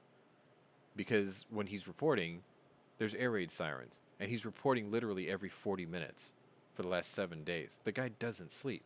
Neither do any of the defenders. They must be completely wiped out. And yet, you know, a lot of these guys are finding the time to take their families out, turn around, go right back in. It's pretty clever, pretty amazing. And I had a theory about this too. Let me take the picture down so my panelists can be seen. I have a theory. This morning, and I didn't put this in the news of the day, but this morning I had watched an interview with former Secretary of State Mike Pompeo. If I'm not mistaken, he was once head of the CIA, right? So he knows what he's talking about when he says that the only way that the United States is going to be able to get involved in any capacity without being involved in any capacity is through covert ops. And it got me thinking, maybe it doesn't even have to be us. You see, Warsaw Patriot is Polish, and he knows Polish people, and he knows that they are resilient, and they've got fighting spirit. I mean, 303 Squadron, World War II, do your homework. They're amazing people. They really are. For a nation that has been beat down and attacked by everybody, they still have fight in that dog. And I thought, that column is not too far away from the Polish border. And what they really need is the air strike force to actually take that thing out. With a Y. With a Y. And the only way they're going to be able to do that is covertly, right? And I thought of the Korean War. And I thought of what the Russians did in North Korea, flying MiGs wearing Korean uniforms. And then I started watching these people that were coming across the border as refugees into Poland. And some of these guys were carrying some duffel bags that were about to burst. And then they would turn around and walk right back across the fence to go back to fight for their country without the duffel bag. And it got me wondering, I'm like, what's in there? What if those duffel bags were full of Ukrainian uniforms for the Air Force? Poland uses MiG-29s. What if there were a couple of MiG-29s in hangars in Poland right now with Ukrainian flags painted on the tail where a Polish flag used to be? And what if Polish elite pilots jumped into flight suits that had Ukrainian flags on them and then just happened to have sortied into Ukraine one night and light up a column that's 40 miles long and completely vulnerable? That's pretty covert op, right? Can't prove it was them. The real question is, if that column hasn't moved since then, is it still being manned? It's very little moving. One day it only moved 5 kilometers the whole day. That's nothing. But anyway, my point is, Mike Pompeo's a forward-thinking individual because he looks back on history and he says, Russians did it in North Korea. I can't see why nobody else could do it. It's a valid tactic. Of course, if you get caught, you'll be executed as a spy. But they have to prove that you're Polish. You're wearing the uniform. Your plane has the tail, the tail of your plane has a Ukrainian flag paint on it. Are they going to be able to catch you, first of all? And if they do, can they prove that you're not Ukrainian? It's not like they look vastly different, right? You can probably pull it off. Just saying. It was just a theory I had. I thought Mike Pompeo, he got me thinking. And I just thought, yeah, that's cool. UN donates MiG-29s. Where are we going to put them? You did hear about that. They said that the UN was going to donate jets. If you hadn't noticed, they stopped talking about it about 2 days ago because they reneged on it. Because the question was asked is, even if we got the jets, where are we going to put them to give it to them? I mean, if you land them in Ukraine, they'll just get seized by the Russians. Or they'll just get surface-to-air missile before they even get into the country. So where are they coming from? And then they just said, you know what? Maybe we shouldn't do jets. That's literally the response. And like the Dutch was like, fuck it. Here's 200 Stinger missiles and 400 Panzerfaust 3s. Because it's obvious that you guys are masters of hit-and-run tactics. You've been doing it for the last 7 days. Let's get them things that they can use. Why don't we just drop the planes off in Poland? Just paint the tails. We got the uniforms now. Just a thought. Just I mean, saying. it's a it kind of supports your theory of like if Ukrainian soldiers bring their kind of like their uniforms to Poland and then kind of, I mean, if you replace the planes and you put that to men and you have kind of, you begin to amass and an army a little bit more faster by having them wearing the uniform?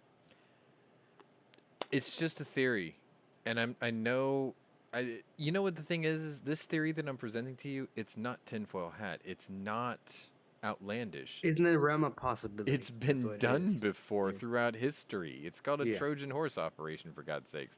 Anyway, it's just a It's theory. just a theory, a game theory. It is a theory, and I think it's a solid one. And I would not be surprised if a story doesn't come out in a couple of days that a MiG-29 was shot down and the pilot was found out to be Polish, something like that, or better yet, a column of Russian troops were brought down, and it was discovered that they were actually Chechen elite soldiers with a Chechen commander. Oh wait, that actually happened, didn't it? Yeah, he's gone. He's no gone. longer a problem. He's worm food. But here's the other thing that also proves that the Ukraine's not fighting a war against Russia. It's fighting a war against Russia and Chechnya And Belarus. and Belarus and sort of Moldova, sort of. Like, okay, maybe By maybe proxy. they are by proxy, maybe they were forced into it. Okay, because they haven't done anything since to be belligerent, right? So No, which we'll is give a you the benefit of fear. the doubt. You're the poorest country in the area. You were forced into it. Your arm was tied behind your back. Fine. You did take in 88,000 Ukrainian refugees, and you're offering them jobs and citizenship and putting their kids in school, and you feeding them. Maybe you were forced into it. We'll give you that. I think that's fair. I think that's pretty fair.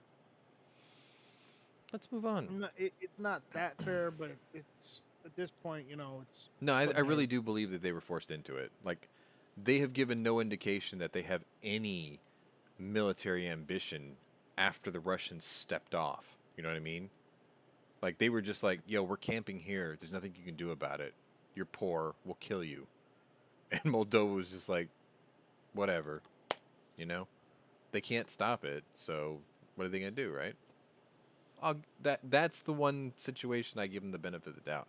There's going to be an inquiry. I'm sure there's going to be an investigation in a tribunal, They're but it probably wouldn't gonna surprise trouble. me at all if they come to the conclusion of, yeah, they were really forced into it. They can't hold anybody responsible for that.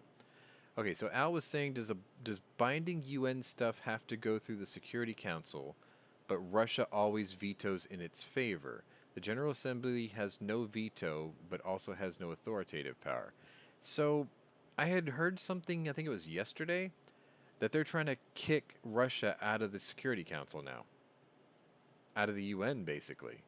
And I don't think that's the right way to go about this. I think what they can do, since the UN is so good at voting for resolutions that don't actually resolve anything, why don't they hold a vote on suspending Russia's membership into the UN as long as Vladimir Putin or Medvedev are in positions of power?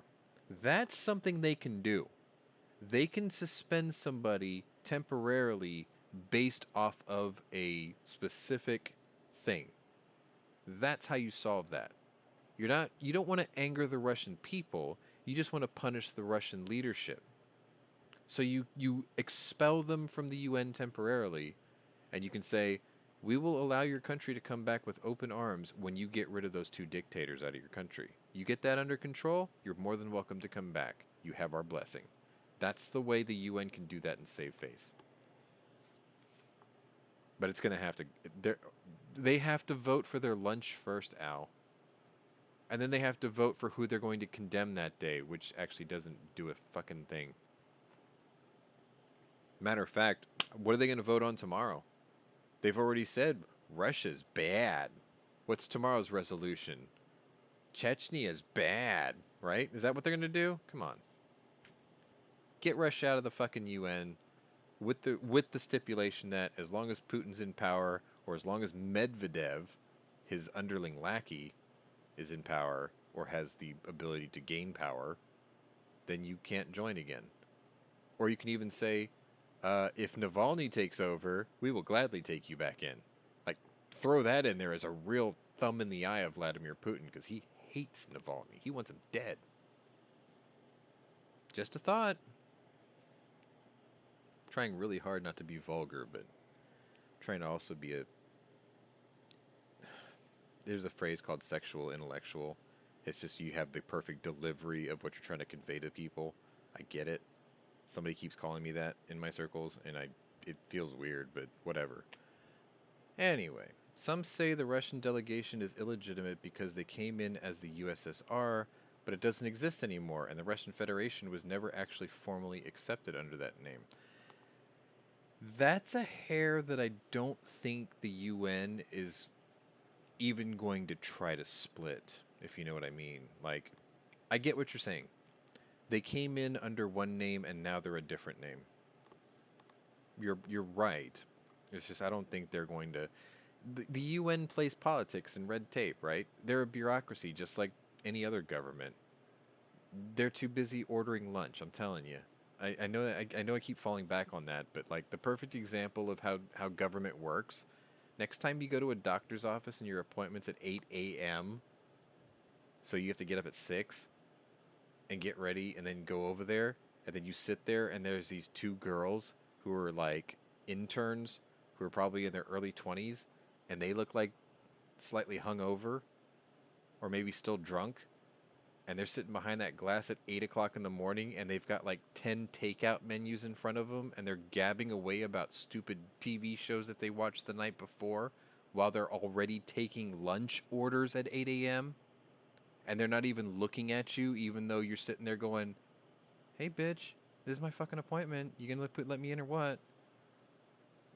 Yeah, that's how government works, too. That's how the UN works. Just thought. Anyway, like I said, I was trying not to be vulgar, but I'm being dragged into it slowly.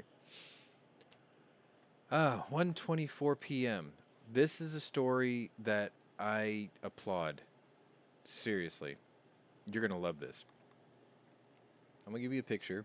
Bing! Look at that. That dude, that is a man who realizes just how screwed he is. You know who that man is? I'll tell you. That man's name is Roman Abramovic.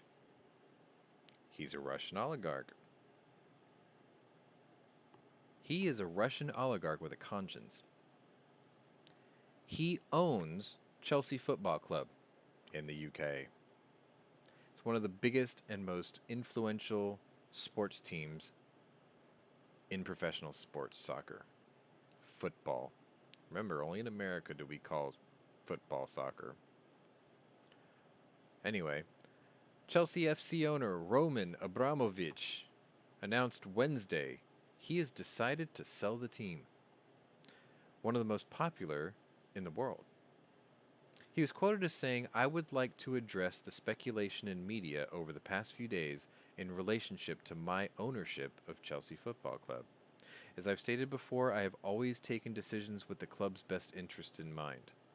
In the current situation, I have therefore taken the decision to sell the club, as I believe this is in the best interest of the club, the fans, the employees, as well as the club's sponsors and partners." Now, I think he was in that list of sanctions. Here's the best part, though. All the proceeds to the sale of the team, he's donating to Ukraine. Think about that for a second.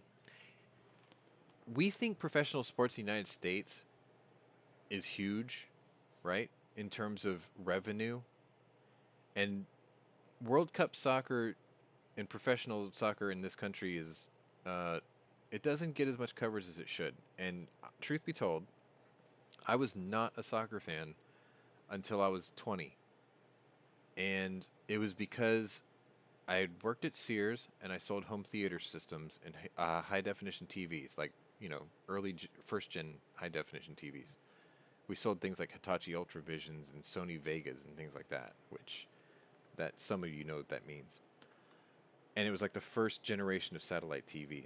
It's just stuff like that, right? I sold tons of TVs because I knew that you can attract children by playing A Bug's Life, because of all the vibrant colors. And you could attract most sports interested men by putting up baseball or football. Or thankfully, the guy in the next department over who sold dishwashers and washing machines, he was a giant World Cup fan. And he wandered over to my department and he flipped on Women's World Cup. And I got to meet Mia Hamm for the first time. And I thought, hi, baby. But anyway, I was that guy who didn't give a shit about soccer. And I asked him to explain it to me. And he was so enthusiastic to explain it to somebody because he was like, I get to finally make a fan. He finally gets to share the joy I have. And by the time he was done explaining to me the game, how it's played, and what the game is actually about, I was hooked instantly. It was fascinating to me because there's two ways to look at a soccer game. Players take the field. It's a lot of running. I think on average, your midfielders and your forwards, they probably run on average 12 miles in a game, in a match. Here's the best part. You're only allowed 2 substitutions and there's no timeouts. And for 90 minutes, you're trying to kick the shit out of your opponent and get away with it. You're trying to hurt him so you can score and get away with it so the referees don't see you shinning the guy. It's the most villainous sport out there. It's amazing. Anyway, soccer worldwide generates more money than any sport here in America, like per season. You just can't. Let me put it to you this way. Cristiano Ronaldo owns every single car Bugatti makes. There is no professional athlete in the United States who has that. Just a thought. He sold the team. Well, no, see, okay, so Patrick's saying he sold the team because Russian soccer teams are banned. This is the thing. It's not a Russian soccer team. He owns a British one. So that didn't matter. But the point is he sold it. It's probably worth somewhere in the neighborhood of 4 to 10 billion euro a team, okay? To put that into perspective, I think that when the Houston Rockets basketball team was sold a couple years ago, it sold for 2 billion, which was way overpriced. The Los Angeles Lakers and the New York Knicks are probably the most valuable teams in the league, 4 billion.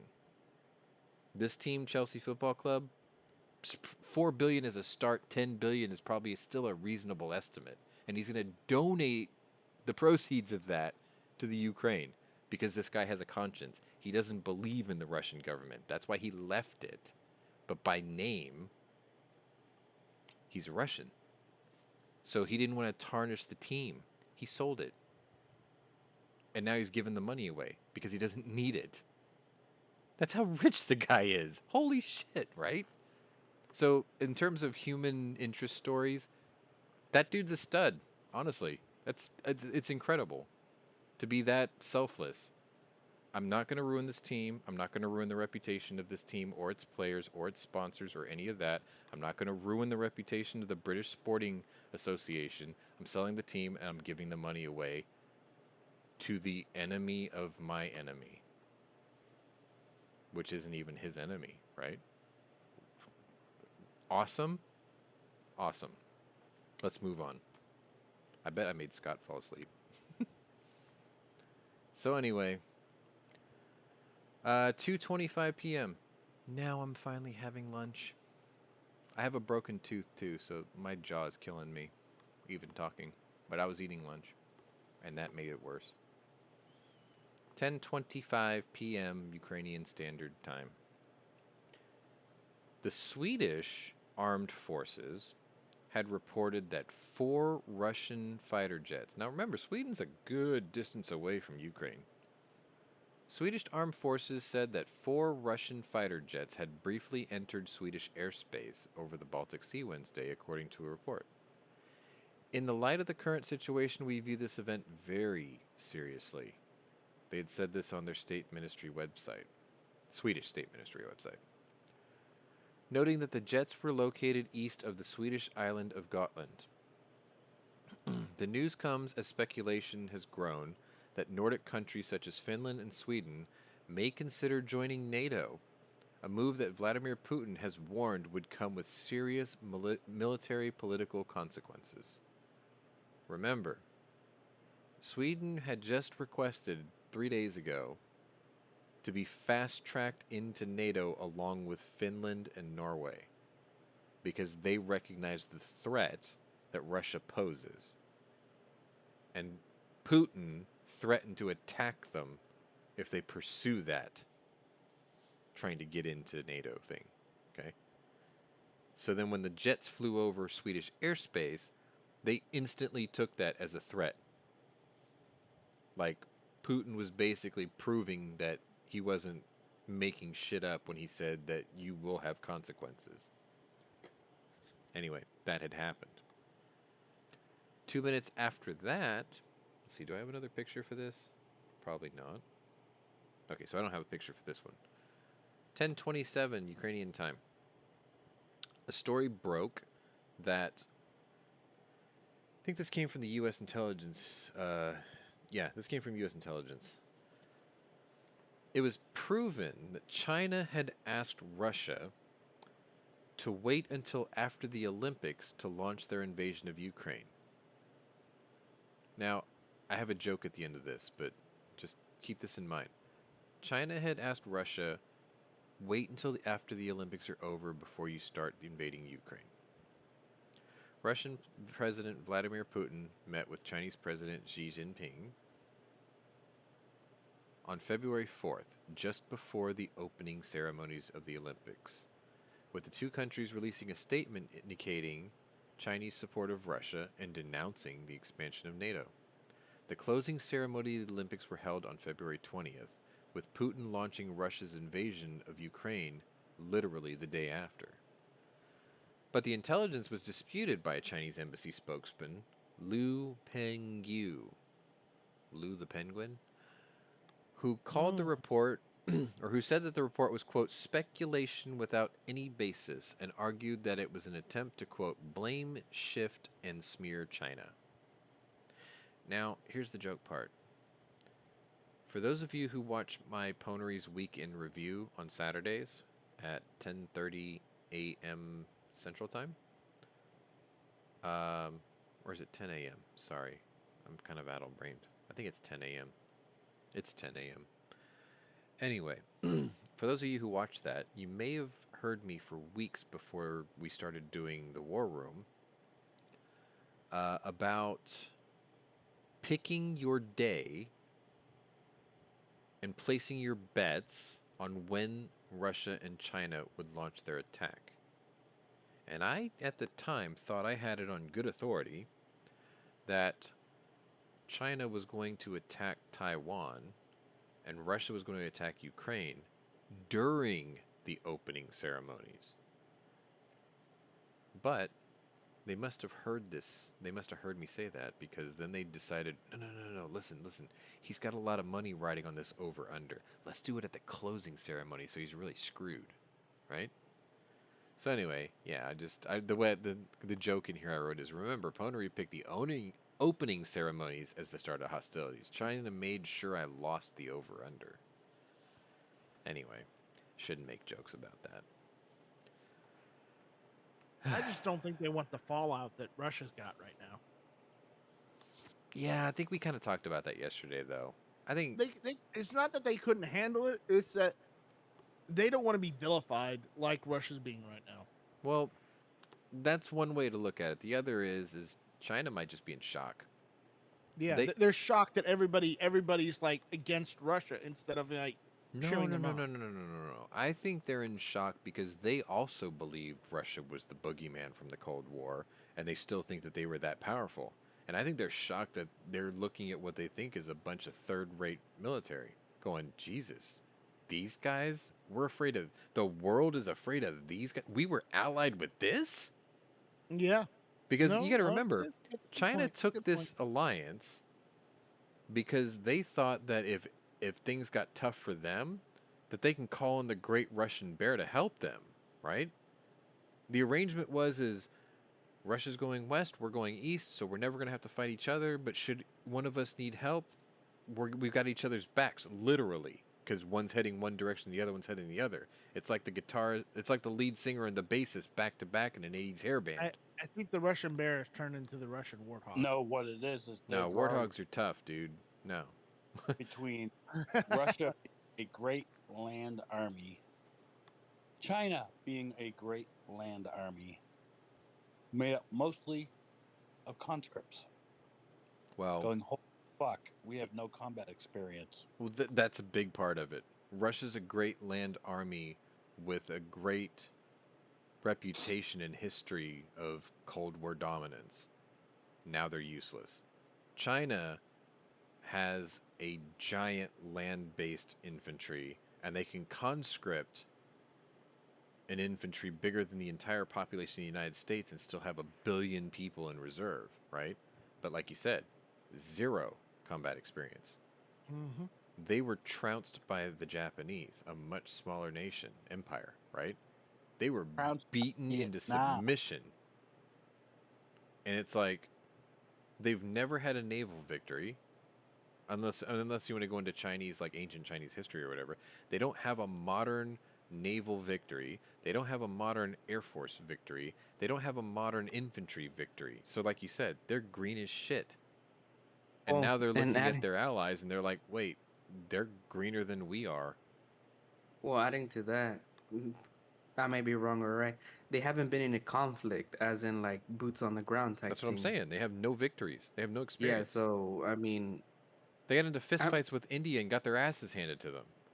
well, and that's the main reason why they're trying to ramp up their military, like putting a new fire rifle and trying to give new gear to them. But I mean, Listen, you can put an M249 Bravo in my hands and put me in full battle rattle and drop me off into a combat zone, and I'm going to be useless compared to a guy who had to do it and was no, yeah, ordered to you're do it. right. You see what I'm saying? You can No, give no, you can I'm give not, the I'm not. latest and greatest equipment to the Chinese infantry, and the first bullet that flies past that guy's helmet, he's gonna piss his pants and hit the ground because he's never Well, no, experienced that before. well, I'm not trying to say giving them more equipment will make them, mad. I'm just trying to say they're trying to compensate. Sure, and That's what I'm trying to compensates for nothing compensates a lack of experience. experience. Yeah, no, I completely agree. That's what I'm saying. I was gonna make a comparison with the Hmm.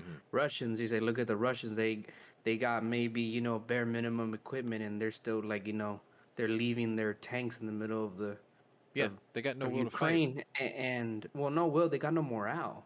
They got no will to fight. They So were lied to even to enter in the well, first yeah, place. it was just supposed to be a military exercise, and this is a full scale incursion. But I truly believe the ground level soldier in the Russian army had no clue. They were lied to, no clue. But you cannot deny that the officer corps had to have known.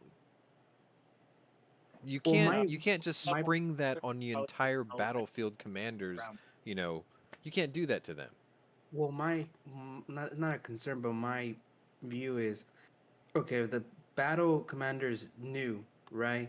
Mhm. And they had tanks. I know the Ukrainians had javelins. But my point is that obviously they had armored, and mind you, the city will kill pretty much any armored tank. That's pretty much a dead zone for armor. We saw that in the Middle East, but there's certain parts of the city that's barely being taken over up to this point. Well, I got the map So right up there. no, I know, but I guess what I'm trying to say is supposedly having Putin to be, have supposedly the boogeyman and his military, they're taking this long to take Ukraine. Yeah, that's what I was saying. They have been riding the reputation of the ghosts of their It's grandfathers. That's what no, it yeah, is. That's all no, they've yeah, had. and I guess my point is, look at these Well, that you're trying to take over Ukraine. I mean, what's the size of Ukraine equivalency What in terms of movie was that? There was Texas. a movie that came out where the family had to tell their kid, they're like, we have nothing. All we have is our name. Like, it's a famous quote in the movie. They were like, Why do you keep thinking we're all this? We have nothing. All we have is our name, and that's all that's good for us. We have credit by our name, but we have nothing. Well, And that's here's the kind of fu- what the Russians are at right now. They have a reputation. They have nothing else. here's the funny thing. No, You know, they you know- had a reputation. Do you know what kind of tanks the Ukrainian army has? Hmm. They've got T-64s. They've got T-72s. Hmm. They've got T-80s and They got a couple of T-90As now. now they got a couple T-90s. Yeah. But they've been those older tanks against the T-90s, which the T-90 is just an upgraded T-72.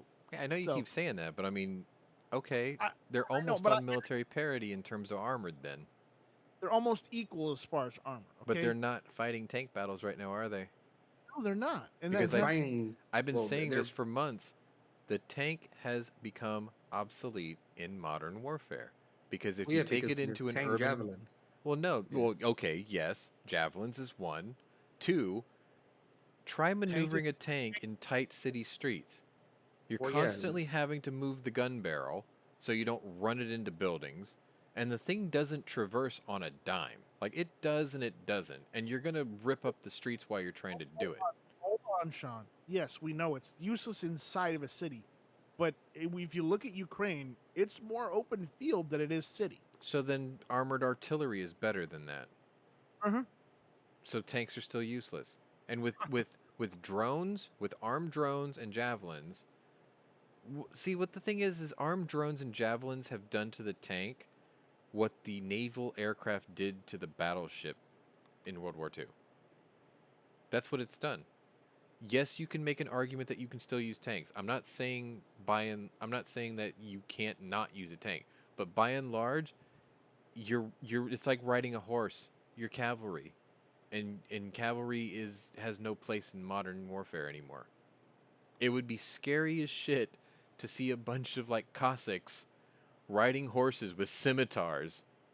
That would scare the hell out of me because I'm like, the balls on those guys. But at the end of the day, you're gonna mow them down with a dushka. Well, my initial reaction when I first heard about the incursion into Ukraine is I was expecting the Russians to do like Russian things. well Sorry, that was just too. too easy.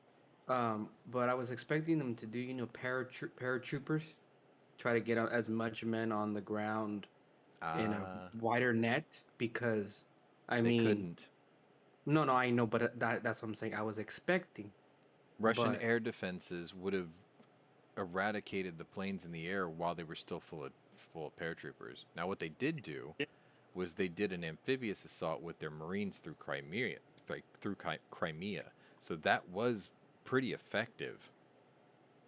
They took 2 cities today with the Marines. Yeah. And Yeah, it was I think Curson and what was it? I got it's in the last story I've got for the day, but essentially what they've done is from a tactician's point of view, first of all, it was necessary. If it had failed, this whole operation's over because the Yeah. north is failing, the northeast is got moderate success, but the southern prong of their attack, it has been bifurcated because of this area in between the eastern front and the southern front. And they've been trying Mhm. desperately to link them together. And they may have just done that today. So now they have a unified combat front, and they can push northwest and start working their way to Kiev from the coast. And that's dangerous because there's a theory right now that column is sitting still because they know they're not going to get attacked, which is pretty arrogant, but that they're waiting for that southern contingent to start working their way up in a pincher movement, and then they'll just crush Kiev. Because you got this 40-mile long supply and reinforcement division just sitting there, just waiting to hear that the Marines and the Eastern Front has pushed up within 10 miles of Kiev, and then they just come in and converge together and just level the city. Because that's Well, what they do. No. That's what Russians do. They don't have any regard for human life. They're using thermobaric weapons. They're using the Grad. They're using Grad. cluster munitions. They're using Willie Pete's. They're using all of it. They don't care. You bring them in together, and it's like snapping the jaws of an alligator on top of Kyiv, top and bottom. Yeah. What do you think? What do you think the parliamentary people that keep saying that thoughts and prayers are getting us nowhere? We need bombs and planes. What do you think those people are going to say if the world sits there and watches this for another 7 days, and that very scenario happens? Well, what happened to will those MiGs that us. that Poland gave Ukraine? What did they give them? MiGs? Nope, couldn't do it. They backed out. They backed out? Yeah, because the question had to be answered. How are you going to land them? Where are you going to put them? See, the fact is if you ferry over the plane into Ukraine, you have Polish pilots ferrying MiG planes into Ukraine. Russian aircraft is going to see that and shoot it down. So the Polish were like, well, we don't want that smoke right now. We can't put the planes down there because that'd be a waste of a plane. And if they kill the pilot, then we lose a pilot. So they were like, we can't do that. Now, there was that stupid phone conversation once upon a time between Winston Churchill. I'm a student in history. There was a stupid conversation between Winston Churchill and Franklin Delano Roosevelt where they said, we can't get involved, Mr. Churchill, but what we might be able to do is build these planes and push them up to the border, and then you can come across and push them the other way across, and then they're yours. Now, I'm pretty sure they're not going to do that with MiGs. But the idea of all those uniforms in the duffel bags moving over there, and maybe some yellow and blue paint so they can put them on the tails, I'd say that's a far more likely possibility. We'll see. We'll know in a couple of days. Like, yeah, see, I was saying it too. The Polish ferry pilots would become enemy combatants. They would forfeit their lives and endanger their own country by entering another country that's considered a war zone to a belligerent enemy on the other side of it. So yeah, they had to back out. Why don't we just do what you said and just give these Polish fighter pilots Ukrainian uniforms? Well, if I was in charge, that's exactly what I would order.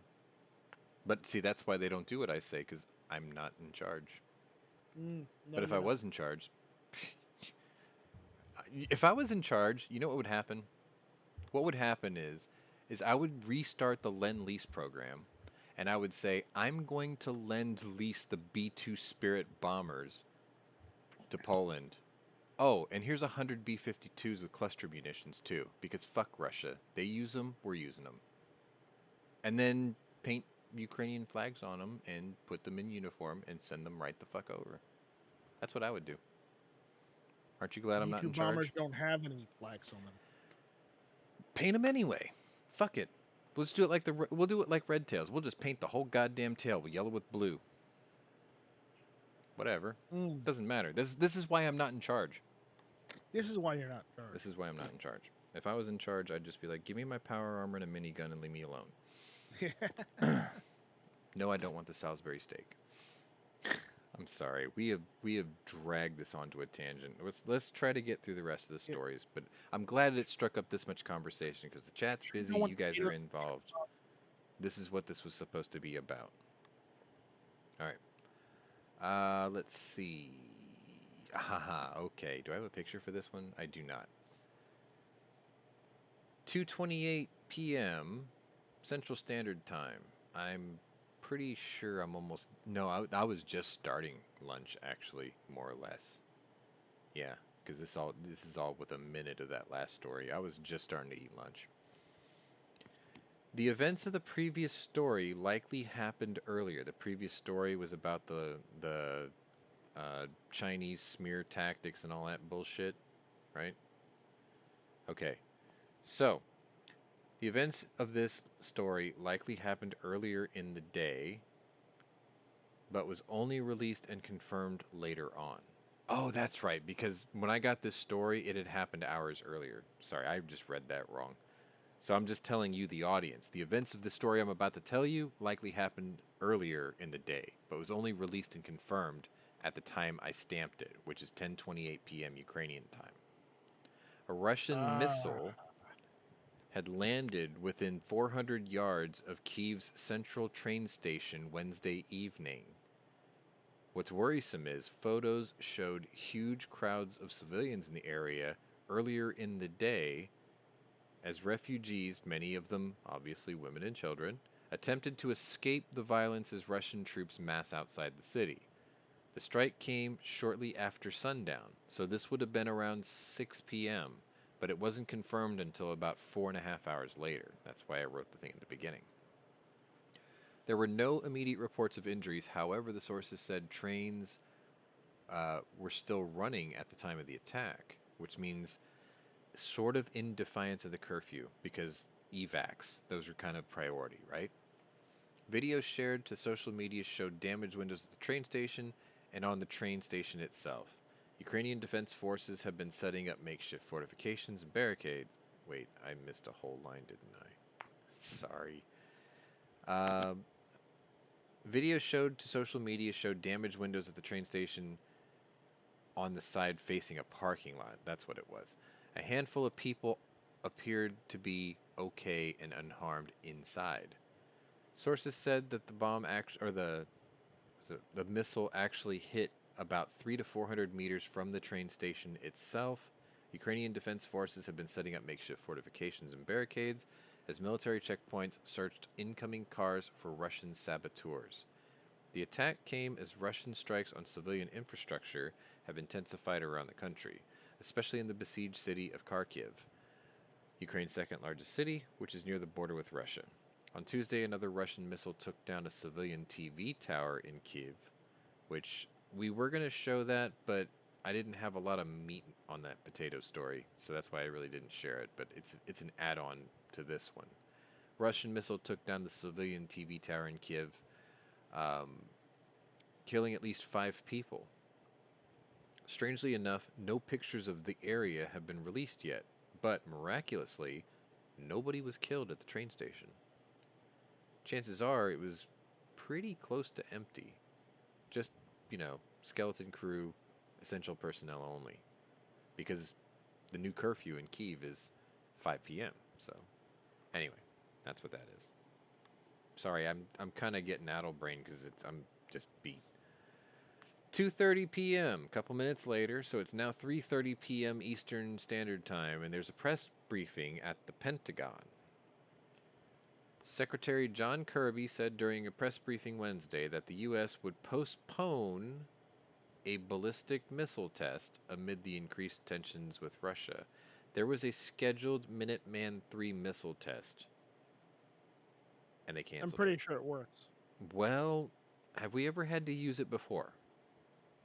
No. Then we don't know if it ever worked.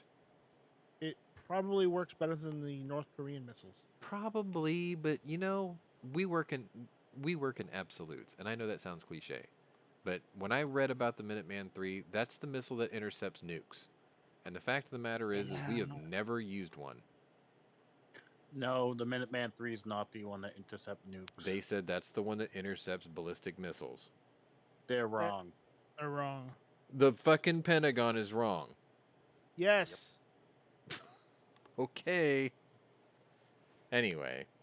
Look who's in charge and tell me otherwise. Well, I'm inclined to agree with you because John Kirby sounds like an idiot when he talks. Mm-hmm. He stutters. He doesn't have an answer for anything. So the fact that he says this, maybe you're right. But you know what? Still, the fact of the matter is we ain't fired one, so we still don't know if the system actually works. In real-time work. But It's true. they had it test scheduled. They canceled it because they thought, and I get this, right?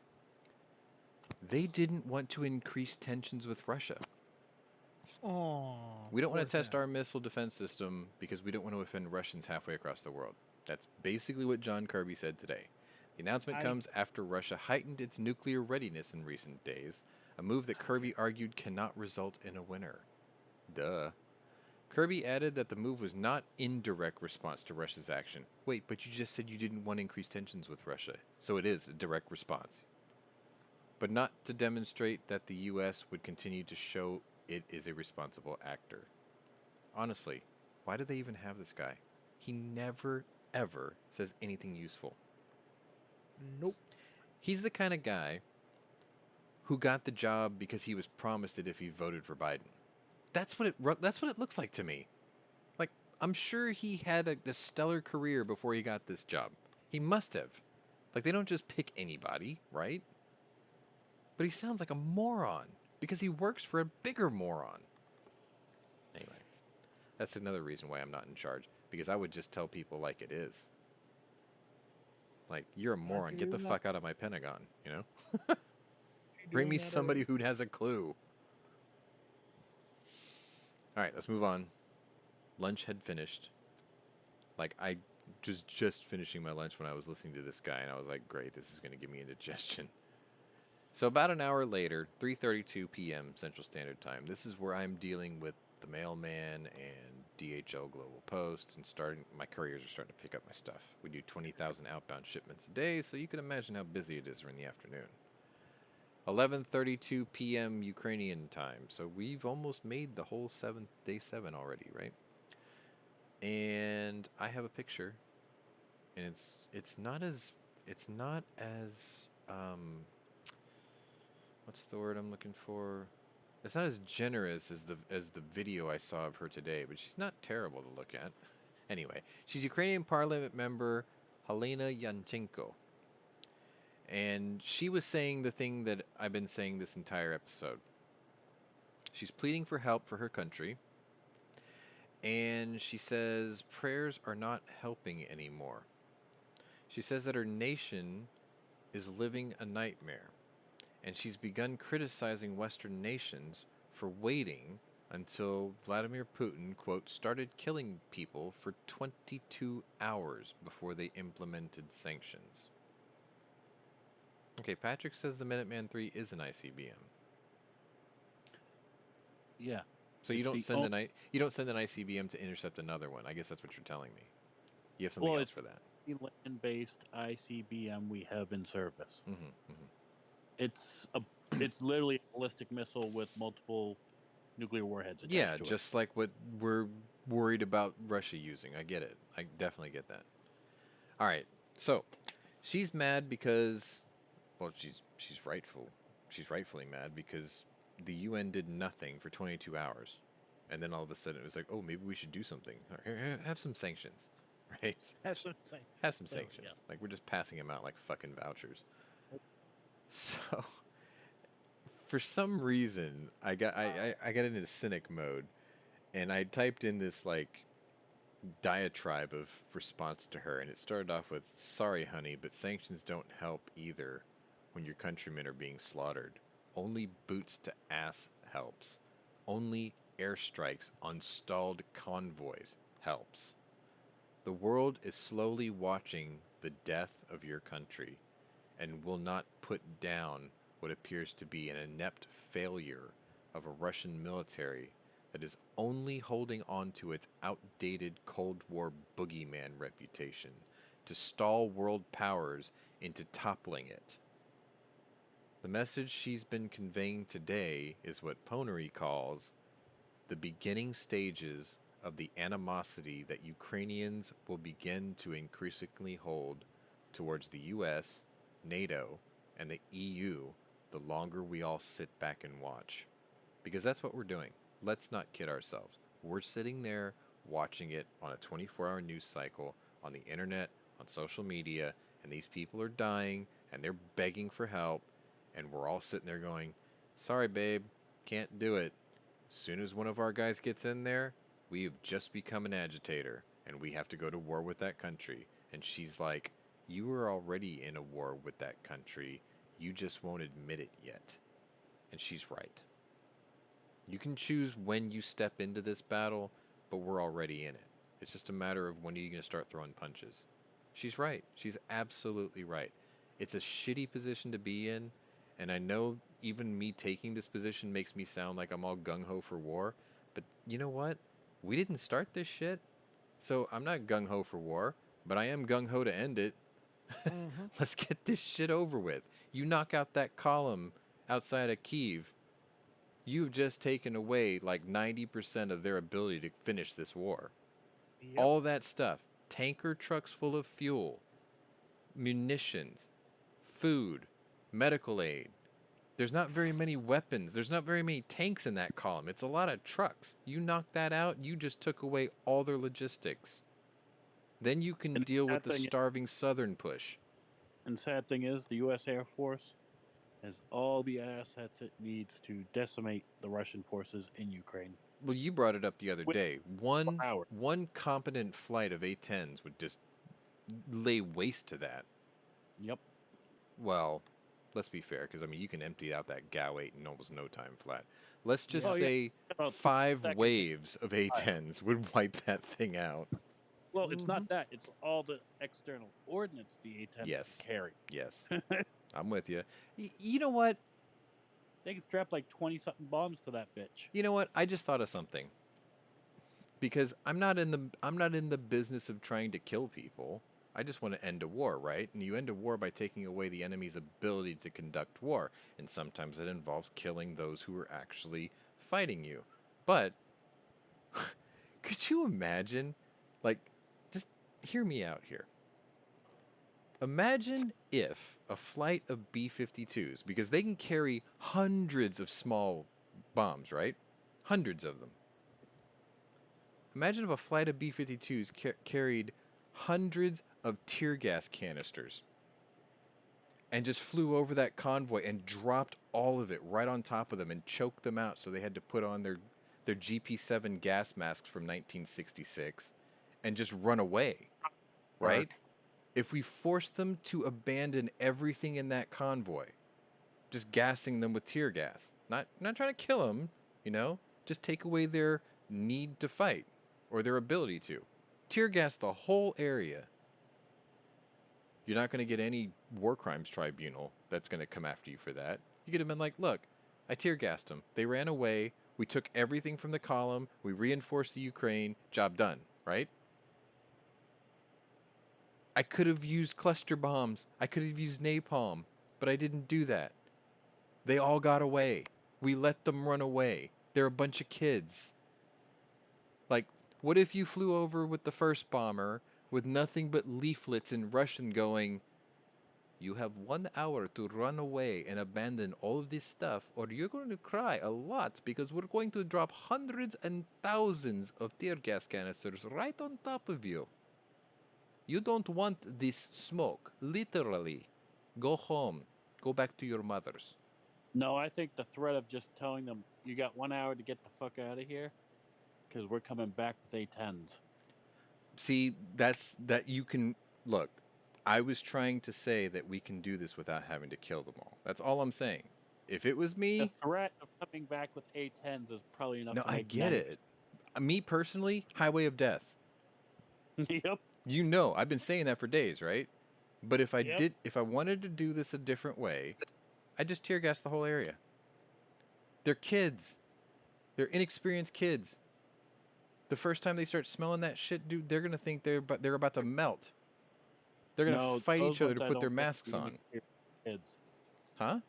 So I don't think that convoy is the inexperienced kids. Well, whoever it That's is, probably their front line shock troops. really, because they're really not moving very well.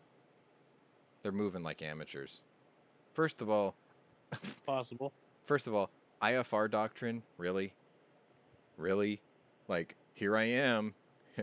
You can hit me at any time. You can't stop me. Bullshit.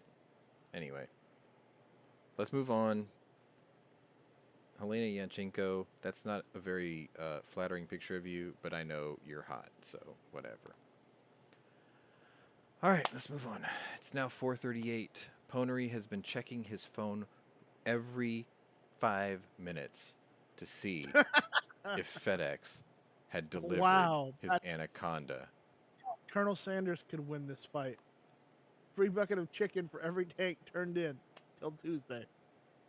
Sir, I happen to know that Tuesday is the day that Popeyes has a clearance on chicken because that's its last day of viability, and then the fresh shipment of chicken comes in on Wednesdays. So you might be onto something. But anyway, man, we've been making a lot of jokes, but you know what? It's because I've been giving you 7 or 6 days of the doom of war, and we need to laugh a little bit. It's what's going on there is tragic. and it's horrific. But sometimes you just got to break the tension with a little what if. What if we gassed them so they all had the worst case of the shits? Just saying, just something stupid to get them to stop fighting, right? Anyway, let's move on. It's 4:38. I've been checking my phone every like 5 minutes to see if my Anaconda got delivered. FedEx, you're fucking liars and douchebags. So now I can't have it until tomorrow. Whatever. 12:38 a.m. So we have reached Thursday in Ukraine, the infant hours of day 8 of this war. This is where Russia's air wing really comes into its own. This is where their night ops really take over. The infantry don't seem to do it very well, but their air forces do it incredibly well. The southern Not really. Ukrainian city of Curson. Now, you remember we talked about this earlier? No, I mean, their night vision capabilities are far better in the Air Force than it is in the ground forces, because that's when they're getting shit done. Using FLIR Well, probably. Whatever. They're still doing it better.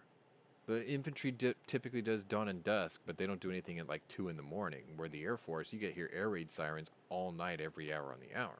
They got something, and it's working, whatever it is. But you're right, Yeah, FLIR. but how much of that hiding from getting shot at with Stinger missiles? I don't know. I'm just telling you what I see. I'm telling you what I hear. Trey Yingst probably rips a line of coke every 10 minutes to stay awake, because I don't think that man slept in 7 days. Seriously. And he always looks wired. Anyway. We talked about this hours earlier on the timeline. Southern Ukrainian city of Curson has fallen to Russian forces, becoming the first major city to fall since Russia launched its invasion last week. There is no Ukrainian army here. This came from the Kherson's mayor, Igor Kolikayev. Kolikayev. He said that, according to, well, he did a phone interview with the New York Times, apparently. The city is completely surrounded. Kolikayev said that the Ukrainian forces have pulled out of the city and relocated to the area of Mykolaiv, which is on that map where it says Ukrainian land under control on the splash screen, Mykolaivka, right there. That's where they pulled back to that. So instead of getting wiped out, they did a tactical retreat and fell back to another position, essentially, but they had to give up the city in the process. That's basically what the mayor is saying. So, background information on Curson. Curson is a city of 300,000 people, and it sits near the Black Sea, and it's important strategically thanks to its location near Ukraine's southern coast, giving the Russian military more control of the area as they attempt to push towards the major port city of Odessa. This acquisition also helps give them the link-up that they needed with Eastern forces that entered through the Donbass region. Man, 2 more stories, guys, I promise. At least we won't get to 3 hours. 5:39 p.m. So I have given up, and I realized I'm not getting my Anaconda today. I'm not bitter. I'm just saying this through gritted teeth. 5:39 p.m. It is now 1:39 a.m. Ukrainian time, and the psyops continue. Ukraine is appealing directly to the mothers of loved ones of Russian soldiers to convince them to stop fighting, as casualties continue to mount amid Moscow's escalation in the conflict. On Wednesday, Ukrainian President Volodymyr Zelensky said that nearly 6,000 Russian soldiers had been killed in the conflict, a much higher count than the 498 deaths that Russia claimed earlier in the day. That's a pretty big difference. Russian mothers are losing their children in a completely foreign country, Zelensky said in a video address. Think of this number. Almost 6,000 Russians died. Russian military in 6 days of war. He's appealing, it's a psyop, right? So Putin, in the beginning of this, was appealing to Ukrainian soldiers to put down their arms and welcome the Russians with open arms and let's just administer the area and move on with life. Ukrainians, like the Snake Island 13, said, go fuck yourself. Now, the UN and the President Zelensky and Parliament are pleading with Russian mothers and loved ones, and they're saying, hey, come pick up your kids, put down your arms, and go home. You're not even supposed to be here. We killed 6,000 of you guys. We don't want to, but the more you stay, the more you're going to die. So why don't you just turn right the hell around and go home? You ain't going to win. That's what they're saying. It's a psyop. This obviously will piss off Putin. The more this goes on, the more desperate Putin gets, the more atrocities you're going to hear about. He's hitting civilian areas. He's using cluster bombs. He's using white phosphorus. He's using thermobaric weapons. I got into a pretty good discussion with Squib earlier. Had he got a working mic, it would have been fun to talk to him during the show. We were talking about telltale and evidentiary signs on the ground that a thermobaric device was used, because I was hoping that you could see something on the ground that sort of tells you how it works. Because, I mean, it like I said, this thing has usually a kinetic trigger or an altimeter trigger where it has an air burst feature. It implodes in on itself to suck in the air, and then it burns it. It sets the air on fire. And according to him, when it sucks in the air, the pressure wave is so great that it can literally rip you apart. So I thought, okay, that's a pretty nasty weapon, right? If it can have that much suction when it does the initial flash, you would think that you would sort of see debris or buildings collapsing all in the direction of the epicenter, right? Like when a bomb goes off in a spot, it blows everything out from the center, right? The epicenter out. Well, a thermobaric weapon, it pulls everything in and then blows it out. So maybe I just figured out why you can't tell. Because if it sucked everything in, you could see everything fall forward. But then the way the explosion works is it burns hotter, longer, and I think the shockwave that comes off of it back in the other direction is even greater. So it would just turn around and blow it all right back out again. Maybe that's what it is. I don't know. I don't do bombs, so I couldn't tell you that. Although I did build fireworks once upon a time that blew almost a 10-foot wide crater. Is that a bomb? I don't know. I don't know. I'm past the statute of limitations and I didn't get caught. Nobody got hurt, so let's just move on. Final story of the night, guys. I promised you we're not going to hit 3 hours because I'm hungry and I need to go to bed. 5:40 p.m., 1 a.m. Ukrainian time. I will put up this picture for you here. It's the final picture of the day. This is a tweet from Filippo Grandi. He is the UN's High Commissioner. I believe he is in Gallipoli. Don't quote me on that, but I think he's over in Gallipoli. He has confirmed at 1:40 a.m., day 8 Ukrainian time, that the threshold of refugees has exceeded 1 million. And he reiterates that this number will continue to grow the longer this conflict goes on. For many millions more inside Ukraine, it is time for the guns to fall silent, so that life-saving humanitarian assistance could be provided. And for all of you who have been listening and watching and hung out with me for the last 2 hours, 43 minutes, and 28 seconds, I thank you. Hold up. Yes? Hold up.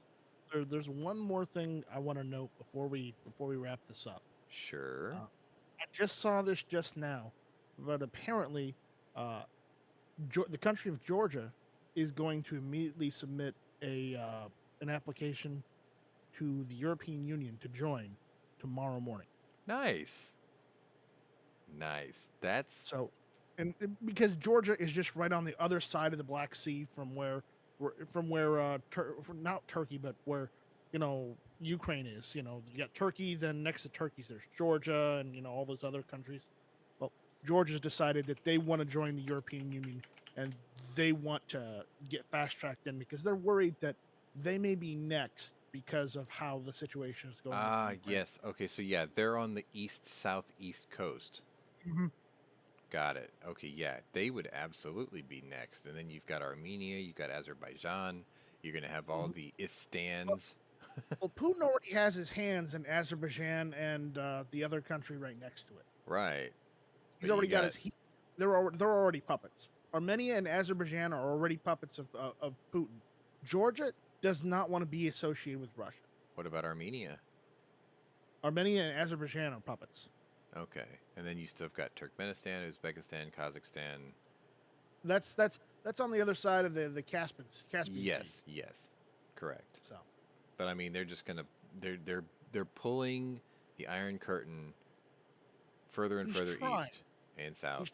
He's trying to pull the Iron Curtain back into being from where it was broken apart. Yes, he wants the world map back to 1986, or if he could have it his way, 1966, without a doubt. But indeed. But for now, that was day 7 in Ukraine, and this was day 7's coverage of the War Room. And now, I will play this. And I will thank you all for spending 2 hours and 45 minutes and 42 seconds with me on a show that I thought literally was going to take 1 hour and 30 minutes. If you're new to my channel, welcome. If you're a regular here, welcome back. If you think somebody else would enjoy this program, this show, or being part of any of my other podcasts or my server, throw them an invite. Links in the description below. Tomorrow will be Thursday, day 8, and we will be back. And chances are you'll be here. So thanks for taking the time to hang out with us. And I guess pray for Ukraine if you're a religious type. We'll see you tomorrow. Bye, everyone.